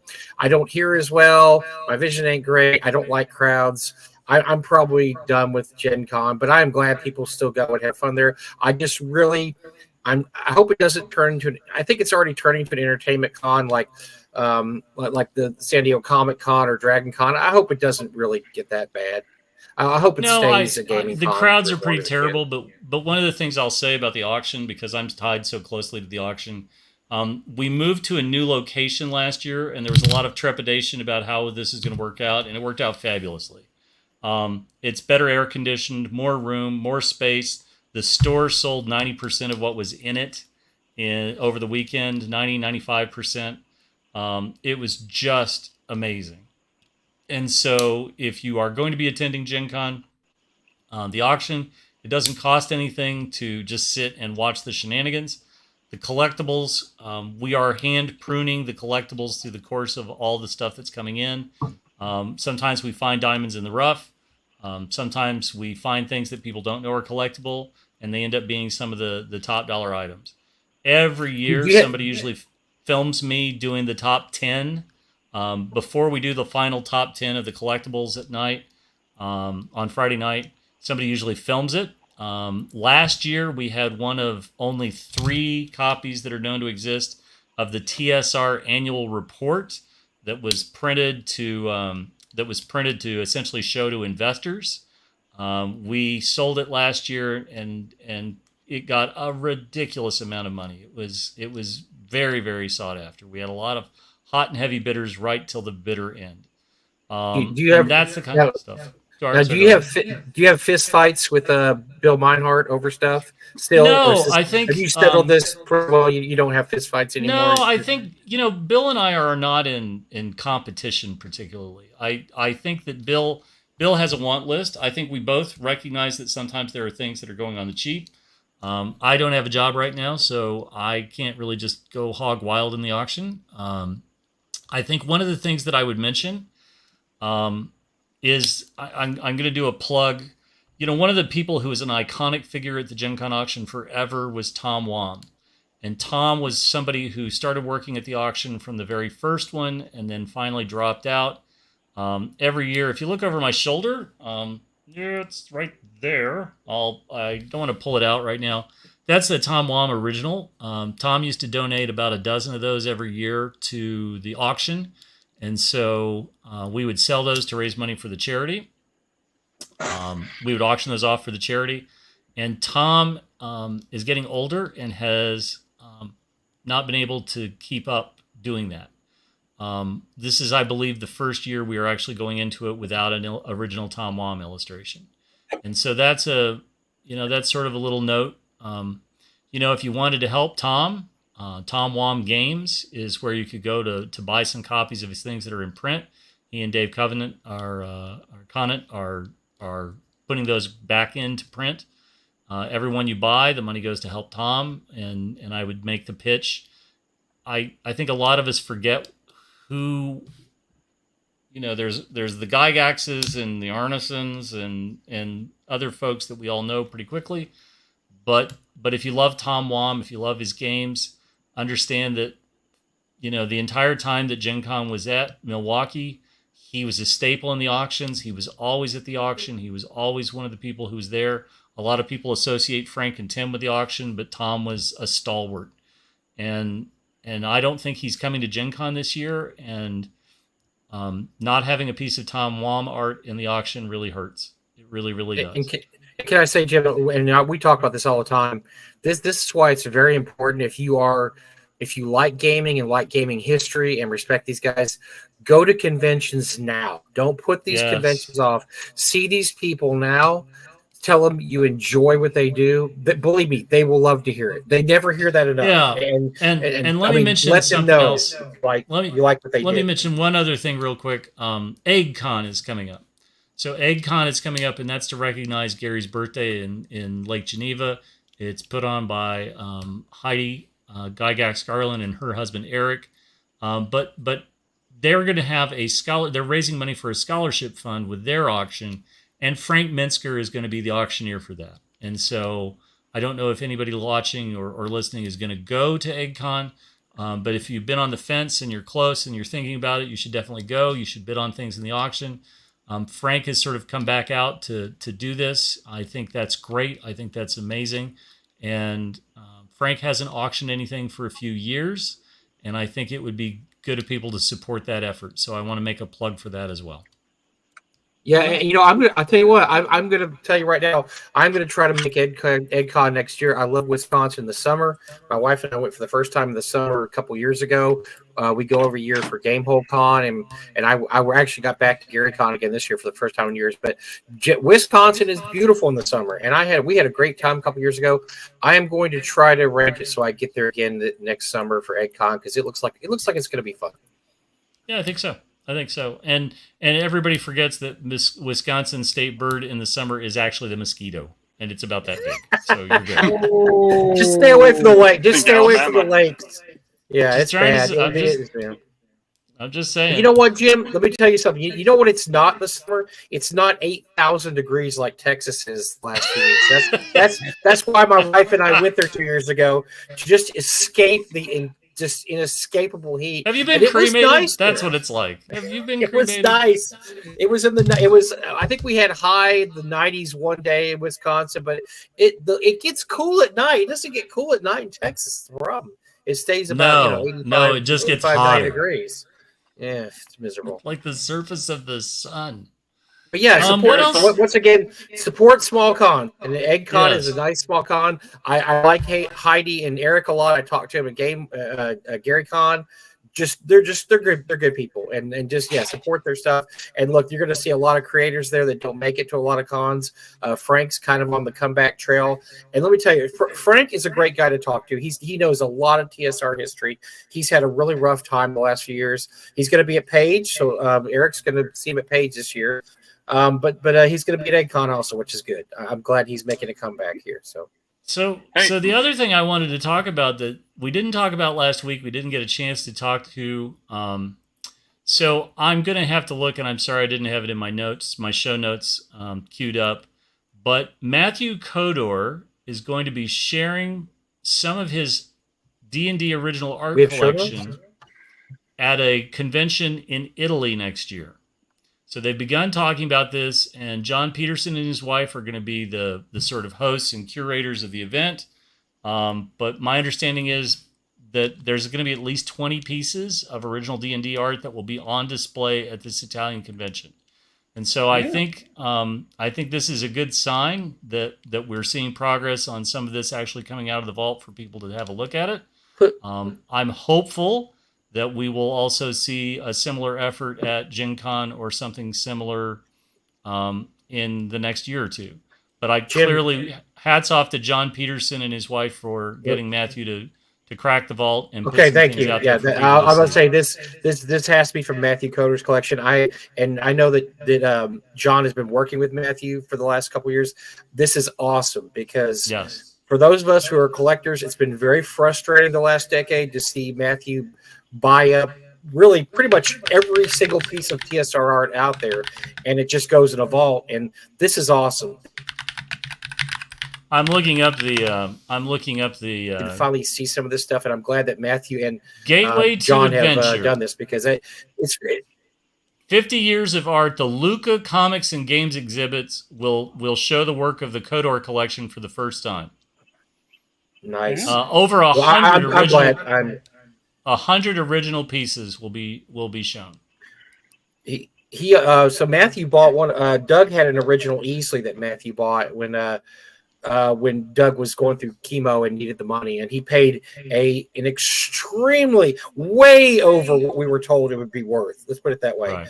And so he's been doing this for years. The dude, I mean, he's just very wealthy, and he and his wife are very wealthy. He has no problem with money, but the problem with collectors was it was just going. I've seen pictures of the vault. It's an actual freaking like warehouse vault, and we're like, this stuff isn't benefiting the community in a vault where nobody can see it. So this is great news, folks. This really is good news because a lot of collectors have been very frustrated about this for decades. Because you didn't know if they're going to see it ever again. So people should know that he owns the original art, Dave Trampier's art for the Player's Handbook. David Sutherland's artwork for the DM's Guide. It's really going to be spectacular. So, Matthew was very prescient. He started buying art in the early aughts, very prescient because at the time, and Jim can tell you this, it was going cheap. I mean, it was not. You could own certain pieces of artwork pretty cheaply. I remember Jim Holloway sold a bunch of stuff during that time. Yes. Yeah. I'm very lucky. I have some originals, but we're talking like from D&D module originals, and so Matthew really figured it out pretty early on. This stuff there's only a limited amount. It's going to go, it's going to go to somebody. I want this stuff, and I want to put it all in one place. And he started buying this stuff. Gosh, 2005, 6, 7, right in those years. I've seen him going on buying sprees. And at the time, of course, everybody thought, "Oh man, he's paying way too much for that." Turned out he wasn't paying way too much for that stuff because it's worth quite a bit. Original art will always be worth something. Yeah, and I think again, it's in Italy, but the fact that he's showing it in October for the 50th anniversary of D&D, that's great sign. And this, once the collection has transited, been seen, it opens up the door for North America show, and I think it'll be just spectacular. Yes, be great. Yeah, that is great. And that reminds me also that, we really, Gary and I, we have a lot of original artwork of Doug's, and we have some really nice poster stuff. And we really haven't done a good job of getting that out there the last couple of years, that we basically shut the warehouse down and we just have it all in one spot where nobody can see it. We're going to make an effort, I think, next year to try to get some of that stuff to the con and have it displayed so people can see it, because that's really what it's for, right? I mean, you want to be able to see the artwork, and if you can see an original easily, or Elmore or Otis, I mean, that's awesome, because not everybody gets that chance or gets that experience. No, and really and truly, you can own posters, you can own prints. But actually owning the original artwork that somebody, there was sweat and tears and angst and whatnot. There's something just very different about it. I'm a big Stephen Fabian guy, and I've got a lot of Stephen Fabian originals. And one of the things that I have always enjoyed is the fact that if you look at the Ravenloft box set, if you look at the Ravenloft modules, and you look at Stephen Fabian's illustrations, they're always easy to identify. His style is very unique. But TSR did a terrible job of reproducing them. The reproduction on them is just abysmal. And so particularly the first Ravenloft box set, everything is muddled and washed out. And Steve was like, "Why am I making the effort when they're doing such a terrible job of reproduction?" "Oh, but their check's clear, so whatever." And that's sort of the way it is. But I really can't tell you how exciting it is when you see how the picture was reproduced and it's hot garbage, and then you actually own the original and you look at it and you think to yourself, "Wow, I can't believe I'm lucky and privileged enough to own this." So it really, Jim's right. Yeah.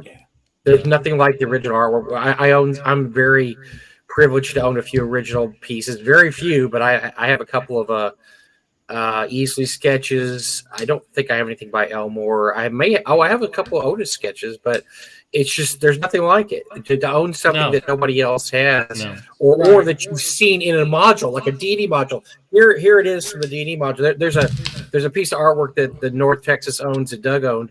It's from a Ravenloft module, and it's Easley, and it just looks amazing. It looks so much better in person than it did in the Ravenloft module.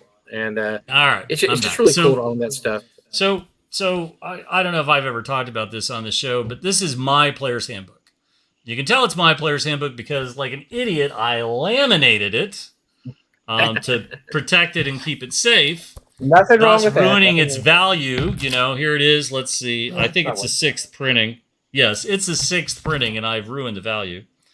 But I don't know. So Eric, Matt, Mike, do you guys still have your player's handbook or your DM's guide? I have my original players and my original DMG. My original Munster manual got mold eaten in the basement during a flood, so that had to go.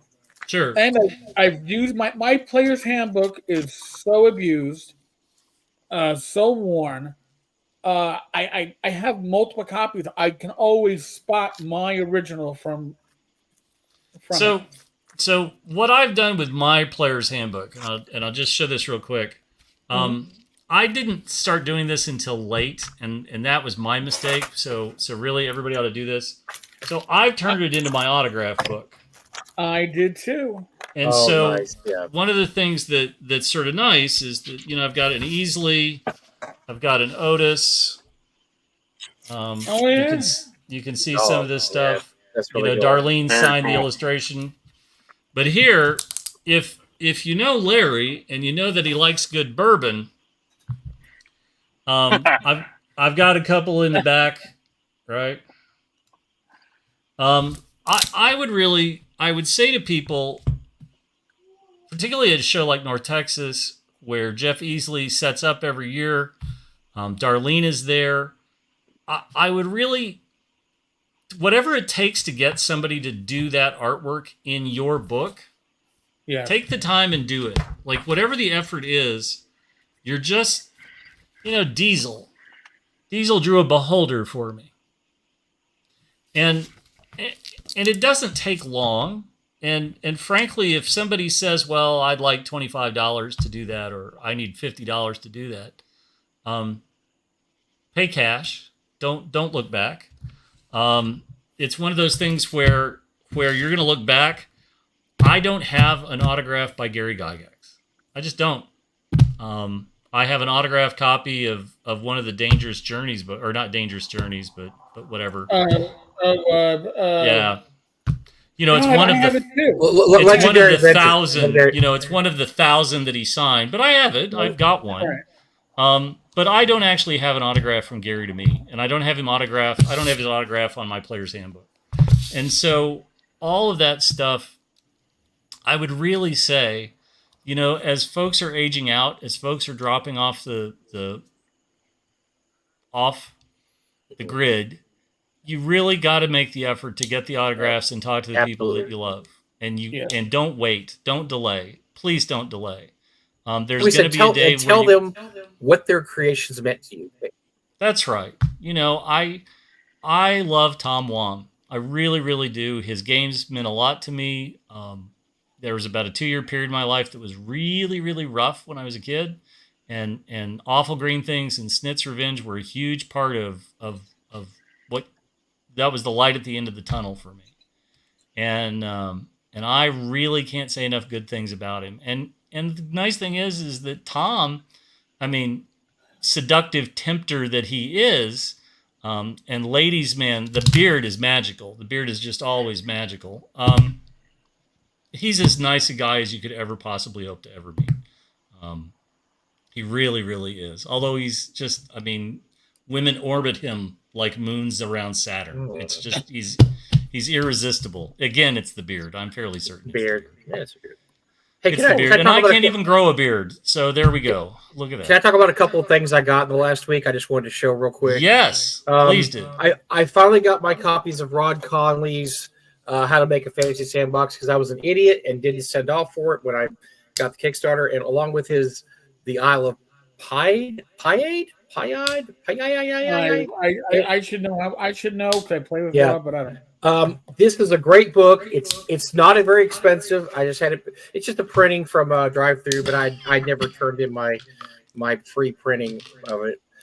Great book. It's digest size, but you can read it. It is actually big enough to where you can read the letters, which I appreciate. Rob's old like us. I can't wait to delve into this. I love Rob's stuff. Rob is just a really amazing guy. We give him a lot of hell. We give him a lot of hell on Friday Night Show, but he really is an amazing guy. These are two things to look for, especially if you ever want to try to do a fantasy sandbox. And I got this from Griff Morgan. I don't know if you got your copy or not, Eric. This is a Blackmore Foundation history, maps, and lore, 1971, 1985, early fantasy RPG works of Dave Arneson, advanced uncorrected proof, not for sale. He was going to send you one to also, Eric. I gave him your address. Okay. I am really interested in delving into this. For those who don't know, Griff Morgan, what was the documentary he did, Eric? I'm forgetting. He did one on the Blackmore. I don't remember the name. But I'm really looking forward to getting it. It's interesting because I'm one of those guys. Look, I'm a Gary guy. I was a Gary guy. I knew who Dave was. I had the Judges Guild Blackmore. But for those that don't know, if you read John Peterson's book, The Game Wizards, he talks a little bit about Dave. Dave was a creative dynamo, but he just could never really push anything across the finish line. He just wanted to play his game. He wanted to play his game with his guys and do his thing. He wasn't into promotion, whereas Gary was, and so Gary gets all the credit. But Dave was an integral part of that, and so and he has people like Griff who champion his cause, and I'm really looking forward to getting into that. So I don't know when this is supposed to be published. I don't know if it's going to be a Kickstarter. I don't know much about it. He just kind of said, "Hey, what's your address? I want to send you something." So I'm going to delve into that this summer, and we'll probably talk about it on a later show this year, whenever it's going to be published for real. Secret to Blackmore. Ticket to Blackmore. That was documented. Yes. Great documentary, by the way. Yeah, and we've seen it. I've seen it. I thought I saw it on cable, but maybe or on TV. Maybe it was on YouTube or something. I can't remember. I have on both. Yeah. That's it. Yeah. Yes. Yeah. So those are the two. I've got a couple really. I've got a couple of pieces of reading material. Like I need more reading material this summer, but I've got some more things to go through. So I'm really excited about both of those books there. Why are we showing my face? I'm gonna get It's a lovely face. It's a lovely face. By the way, my wife is watching. She's on vacation. She said that she watched just so she could see and hear me, which is very sweet. But I know I know she really came for Jim because Jim's just look at that face. It's so handsome. So he's the youngin. He is. He's a young buck here. I have a face for radio. So years ago, I sold all my D&D stuff. So 20 years ago, I got really pissed off. Nobody wanted to play it, and I sold everything. And I did not get a great amount of money. And I regret it to this day. So when you guys are all throwing up your stuff, I'm like just cringing. But what I did do is I brought a art book to conventions that I used to go to. And so I would go up and ask somebody, just sketch whatever you want. Very cool. Very cool. I have that book. It's precious, and I've got some comic book artists in there, and then Larry actually did a quick sketch for me at San Diego Comic-Con, and it's one of my, and I never leave it. Like if I go anywhere and you want to look, I literally have my hand within distance because I don't want anybody to walk off with it because it's got several. It's iconic. It's your it's your signature item. Yes. And sometimes the artist will be like, hey, I need $25 or I need $40, and it's money well spent. And I never Darwin Cook, rest his soul, he passed away. We were at a con and he was sitting there talking, and I'm a big Martian Manhunter fan, which is not obviously the focus of the show, but go with me on this. So he's just like, so I'm sitting there talking with him, and he's bored, and he's like, give me your book. And so he just starts drawing all these Martian Manhunter scenes. He's, what's your son's name? And he draws this big, full Martian Manhunter, and then there's a kid Martian Manhunter in there. And sometimes, like I said, you're literally playing with fire, and you're going to enjoy the results because when they really get into it, it's magical. I would love to have my old books to be able to get stuff scribbled in my old books, but unfortunately I don't because I was stupid, and I hate myself every day when I go, I had an original chainmail. I had all this stuff, my box set, and I just got mad one day and decided it all needed to go. And I still to this day don't understand why I did, but I did it. I used to take my son to the Calgary Comic Expo, and I used to go on Thursday morning early to try to get a slot with the artist that I could afford to have somebody draw something. And I got Ken Stacy to do a Red Sonja. And always the tack to take is ask them to draw the character, but that's it. Well, how would you like me to? I'm going to leave it to you. You're the artist, and I'll step away. And it's so much easier because they can. But Ken Stacy's like, I don't do chainmail bikinis, and I said, okay. And he goes, but I can do him the way I can do Red Sonja the way Barry Windsor Smith did. And I said, perfect. And so it's Barry Windsor Smith's version of Red Sonja via Ken Stacy. But another artist that was sitting next to him, who used to work at Cartoon Network, says, are you looking for anybody else to? And I said, sure. I said, so, in his cartoony kind of style or whatever. And I said, but I have an idea for you. And he goes, what? And I said, how about we do this? And he goes, oh my God, I love that. I'm going to do that, right? So I went back to get my art from Ken Stacy, and I got the other one. And there's the cliffhanger. I will take a picture of the other, and we'll share it next week, and you can see. That's your hook for next week. I'll show you. I'll take a picture of the Ken Stacy, but I'll also take a picture of the other one because it's really good. I tried No, go ahead. Go ahead. I tried to get Larry Elmore to do a Catwoman for me because we were at San Diego, and so he was there, and I was just like, I was trying to think of something odd and completely unique, and then I was like, no, I really want like a Tika, or I want yeah, I love Larry, but he's got like 10 go-tos, and that's it. Yeah, and I was like, what about Catwoman? And he looked at me like, I don't do Catwoman. I'm like, but wouldn't it be cool? He's Larry freaking Elmore. He doesn't do Catwoman. I do dwarves, damn it. And I know, but I figured, you know what? If you don't ask, you don't get. And how glorious would that have been if he would actually? He looked at me like I was nuts. And but yeah, I actually asked him if he'd do a Catwoman in my book. My best story when it comes to artists was I worked at I'm a gigantic comic book collector. I've got just thousands and thousands. So I worked at a comic book store, late 80s, early 90s. It was a small shop. But we had artists in, and we worked a con one time. And the con, one of the guests there was Dave Cockrum. For those who don't know Dave Cockrum, he, along with Chris Claremont, created the new X-Men. Before John Byrne rolled along about 10 issues into the run, Dave Cockrum was the one who created the look for the new X-Men. So we're talking Storm, costume designs, all of it. Nightcrawler, all those guys. So he was there, and I had a thing where I would have artists draw villains because there's somebody draw. So I had John Byrne draw Dr. Doom. Frank Miller drew Bullseye. I mean, this is a theme that I had all through there. So I wanted him to draw Magneto. That was his Magneto. And so he's working. It's kind of late in the day. It's a Friday afternoon. He's drawing. It's a full page. He's drawing, and I'm just sitting there waiting. He's talking. He's drawing. And he wasn't a fast sketch guy. He was kind of a slow guy. And I'm getting a little nervous and kind of sweating. He's not through.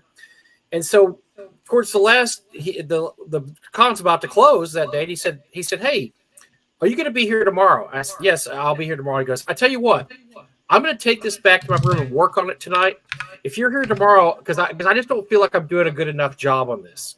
And I'm like, "Okay, sure." And I don't, I'm thinking, okay, whatever. He'll probably forget or whatever. And, I'll never see that work again, whatever. I get there the next day. There is a full page kick-ass Magneto. And he said, "Yeah, I was watching a baseball game and I just started drawing, and next thing I knew, I'd worked on it for about 2 hours." And I was just like, "Good guy, good look." And it is amazing. I need to find it. It's in my file somewhere. But just the nicest. Some of these guys are just the nicest guys, and really, like Jim always says, that the asshole to kick-ass guy ratio is so off because most of these guys are just amazing. I mean, most of the comic people I met were really nice. Chris Claremont was a dick, but I've heard he's a dick before. But yeah, but most all the ones were great. Gaming, it's the same way. Everybody I meet in the RPG world, for the most part, are just amazing people. And look, I'm not saying you're going to get something like Jim did or I did but ask these guys to draw something. You never know what might happen. So let me give you a pro tip. This is the pro tip for all this stuff, right? So if there is a convention where you are or anywhere that's near that has an artist that you would like to talk to and try to get something. Number one, take cash. You're going to want to take more cash than you think you're going to want to take. Mm-hmm. So if you think I'm going to take 300, take 600. And I say that not because everybody's going to want that, but you don't want to be the difference between you coming up short. If you want to say to the artist, "I'll give you half now and half later," some will do that. Some will ask for it all straight up front because they're in demand and they know they're in demand. Everybody varies. But number one is cash. Cash is king.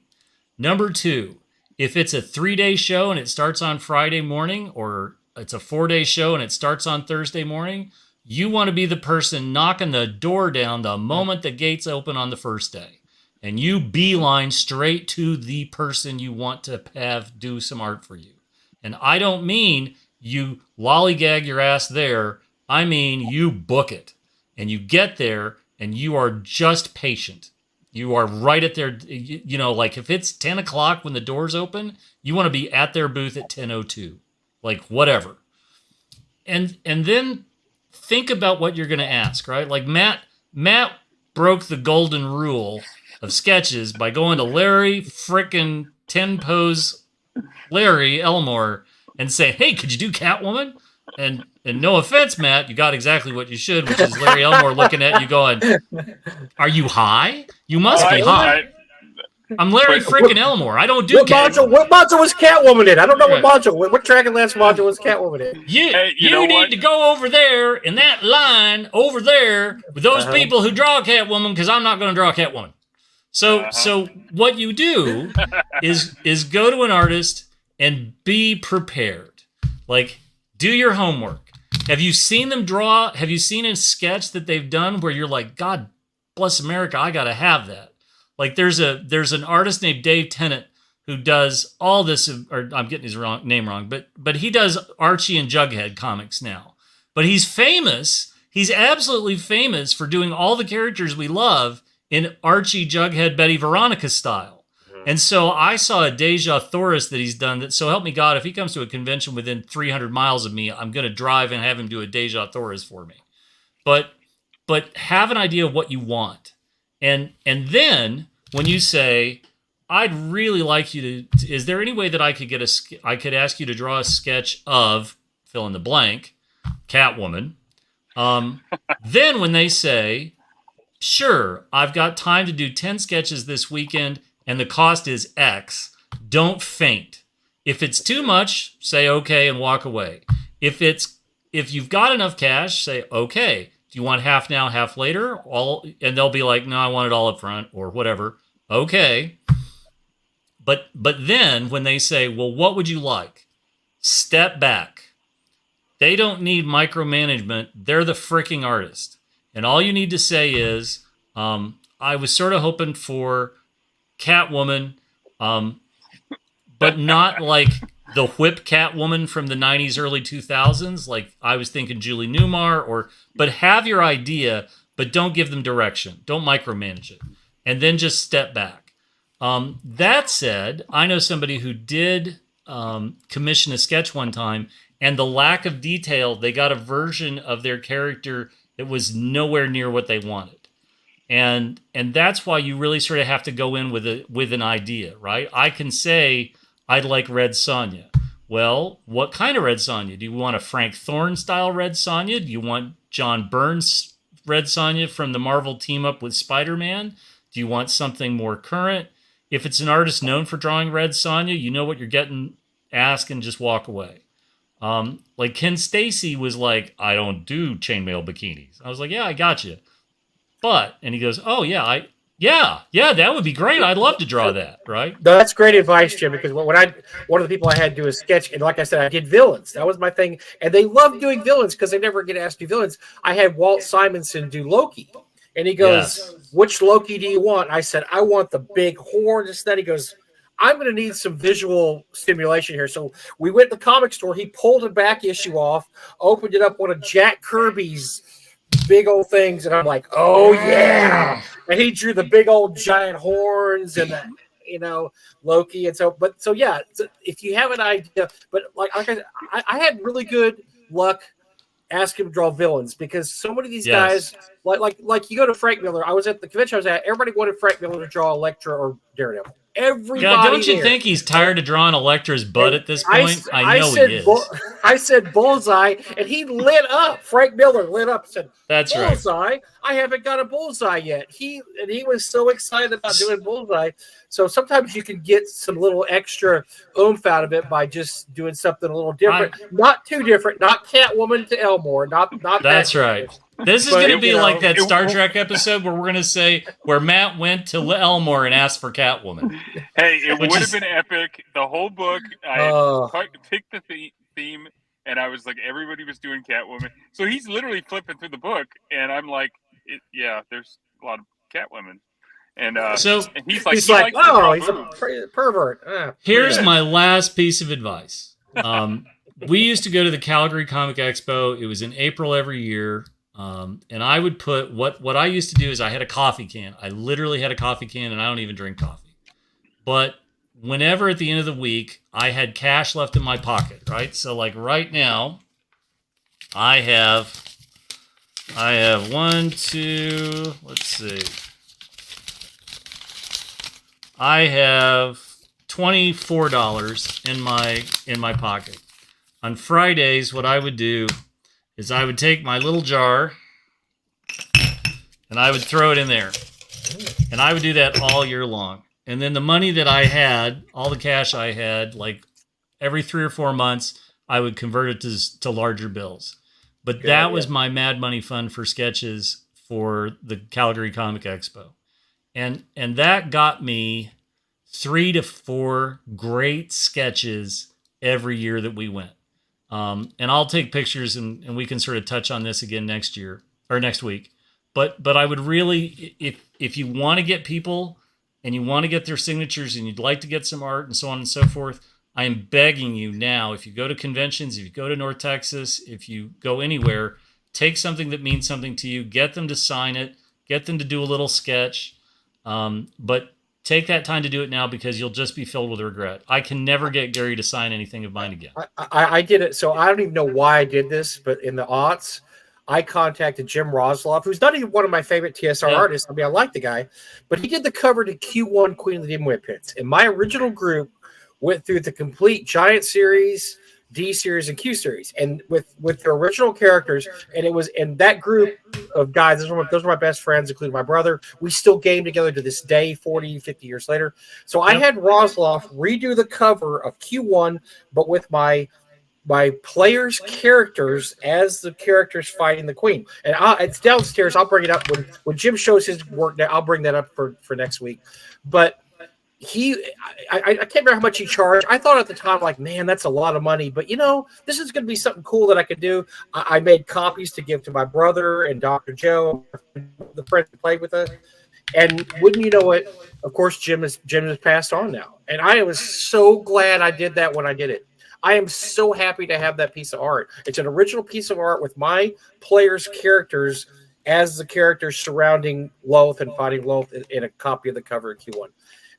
Whatever I paid for, I don't even remember what I paid for it. I'm so glad I paid it. And that's a great point. We're losing Mike. A lot of these guys, especially some of the guys that are kind of quote unquote retired or don't have jobs now, this is why they make their money. This is what they use this money because they don't have retirement a lot. That's why cash is king. You will go farther really and truly, you will go farther with cash than anything you can imagine. And when you're like, well, what are you thinking? Now I'm a big believer that when you commission somebody to do a piece of artwork, right? So let's say that Ken Stacy told me it was $200. Ken Stacy knocked it out of the park. I'll take a picture. I'll share it. We'll share it next week. Ken Stacy knocked it out of the park. And I want to say that Ken's sketch was $200. And I'm pretty sure that I gave Ken Stacy $250 because it was a $250 piece of artwork. If somebody gives you a price and it's lower than you anticipate and you are thrilled with the results,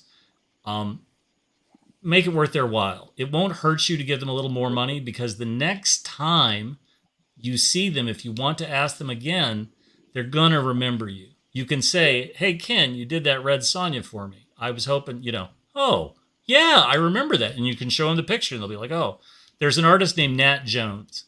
And my son loved Nat Jones's art. Loved it. And so we hired Nat. We commissioned Nat to do a Boba Fett. And I'll take pictures of this stuff too. So out of the gate, he was like, could you do Boba Fett? And Nat's like, I'd love to draw Boba Fett. And he did a great Boba Fett. And so then Jack, the next year, Jack walks up and he knows right off the bat who he is. He's like, I remember you, kid. You did the Boba Fett.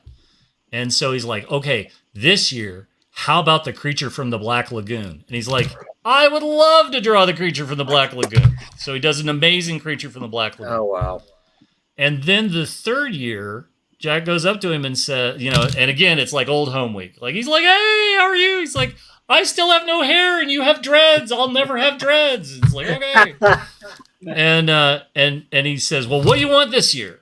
And Jack just says, I want a dead astronaut. Make it happen. And we got a dead astronaut, and it's pretty cool. But that's the kind of fun that you can have when you see these folks over and over again. Yeah. And Jim's really right. makes They remember. Back in the 80s, I was back in the 80s, I went to a lot of comic conventions because I was really a comic guy before a game guy, and I saw Jim Byrne, or I'm sorry, I saw John Byrne so many times that I could finish his stories. I went to so many because I was a huge John. Yep. Perez and Byrne were my two gods when I was in the 80s. Anything Perez did, anything Byrne did, I was all over it. And so I had Byrne do so many sketches. He knew who I was when I walked up. He's like, another Dr. Doom? I was like, we're going to do something different now. Who's another villain you'd love to do? You know, and okay. But he could tell, he would be telling a story, and I'm smiling because I'm like, I know the end of this story. I've heard it so many times. It was just awesome. And the same thing with game conventions. You go to game conventions enough, and that's what's so great about North Texas. And not just North Texas, but a lot of these conventions is they're small enough. As long as it's not Gen Con. Now, Gen Con's gigantic. It's a huge gangbang. We know they're not going to get to one-on-one time with these guys. But you go to a smaller con, you go to your gate. But to that point, you can have lunch with these guys. Offer to buy them lunch. They will go to lunch or dinner with you if you offer to buy them. One of the things I learned a long time ago at Gen Con is that people get lost in the crowd. Jim Butcher had a line that was like a mile long to sign his stuff at the designated signing times. But Jim Butcher got to the place like an hour early and was no line, and you could just walk up and say, hey, aren't you Jim Butcher? And he'd be like, yeah, you got anything you want signed? That'd be great. Boink, and he would sign it. There's something to be said for small shows because the artists that attend small shows, it's usually because it's close. It's an easy get to. Don't be afraid to make an effort. If it's a 2-hour drive to get to see somebody you've always wanted to see, make the effort. Really and truly make the effort. Absolutely. Hey, can I tell one more story about it, and then we'll end it up? I know Eric's sitting there going, "I gotta pee." This is Clyde Barker, and I'll tell you what, I always loved Clyde Barker because I went to a smaller show in Dallas. He was a guest of honor, and I had my Books of Blood there, and I get there late because of traffic, and his autograph session is just ending, and he's walking out. His handlers are going, "Okay, Mr. Barker, we have here," and I said, can I get you to sign Books of Blood? I love this, that. He goes, I tell you what. Mr. Parker has to get to his next seminar. So the handlers are pushing me away. Clyde's like, I tell you what, walk with me and we'll talk and I'll sign your books while we're walking. Clyde Barker. And so we walked. It turned out it was all the way across the convention center. So we got a good 10, 15 minutes of me one-on-one with Clyde Barker as he's signing my books. It was one of the most awesome, surreal experiences, but he was the nicest freaking guy to do that. Because this Sunday, he did not have, he could just, I'm sorry, I got a seminar on the other side I'm going to be doing there.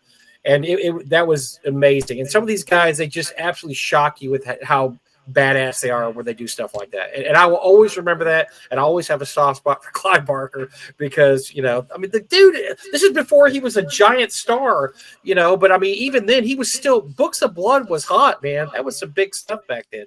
So, all right, yeah, I think Matt's passed out. Just look, go ahead. I am worried about Matt. I'm in the woods in Alabama. It's Matt so dark that I think he's not going to find his way home. If you hear banjos, run. Yeah. So please please. They turn the lights out. Yes, everybody, Matt's Matt's project. We're sorry to keep you so long, Matt. We put the acting on. Oh, no worries. Yes, it's been a pleasure. I'd love to come back again. They turned the lights out on me. Well, definitely. And I literally am sitting in the woods in Alabama, and I have no idea. All right, we got. Well, that's one has power on his cell phone using a flashlight. Oh man! All right, folks, we're gonna wrap this up. Thank you, Matt, for joining us. Yes, thank you for having me. Great to talk to you, man. And my 1-2-week work spouse, Ben Mike Bettolato. I think that makes me the guy sitting in the observer's chair at the Holiday Inn. Yeah, pretty much. You're the one that cleans the sheets. I don't know. Oh. And 2 weeks from now, when you get to Gen Con, go to the auction, watch Jim do his magic because it'll be well worth the price of admission. Well worth the price of admission. Folks, next live stream is Friday. Saturday, of course, is Gamers Health. Other than that, as usual. Be safe, be well. God bless. Roll this dice, roll them well. I'll be back again tomorrow with some random video when I get home to New York, I guess. All right. Later. Thanks for listening.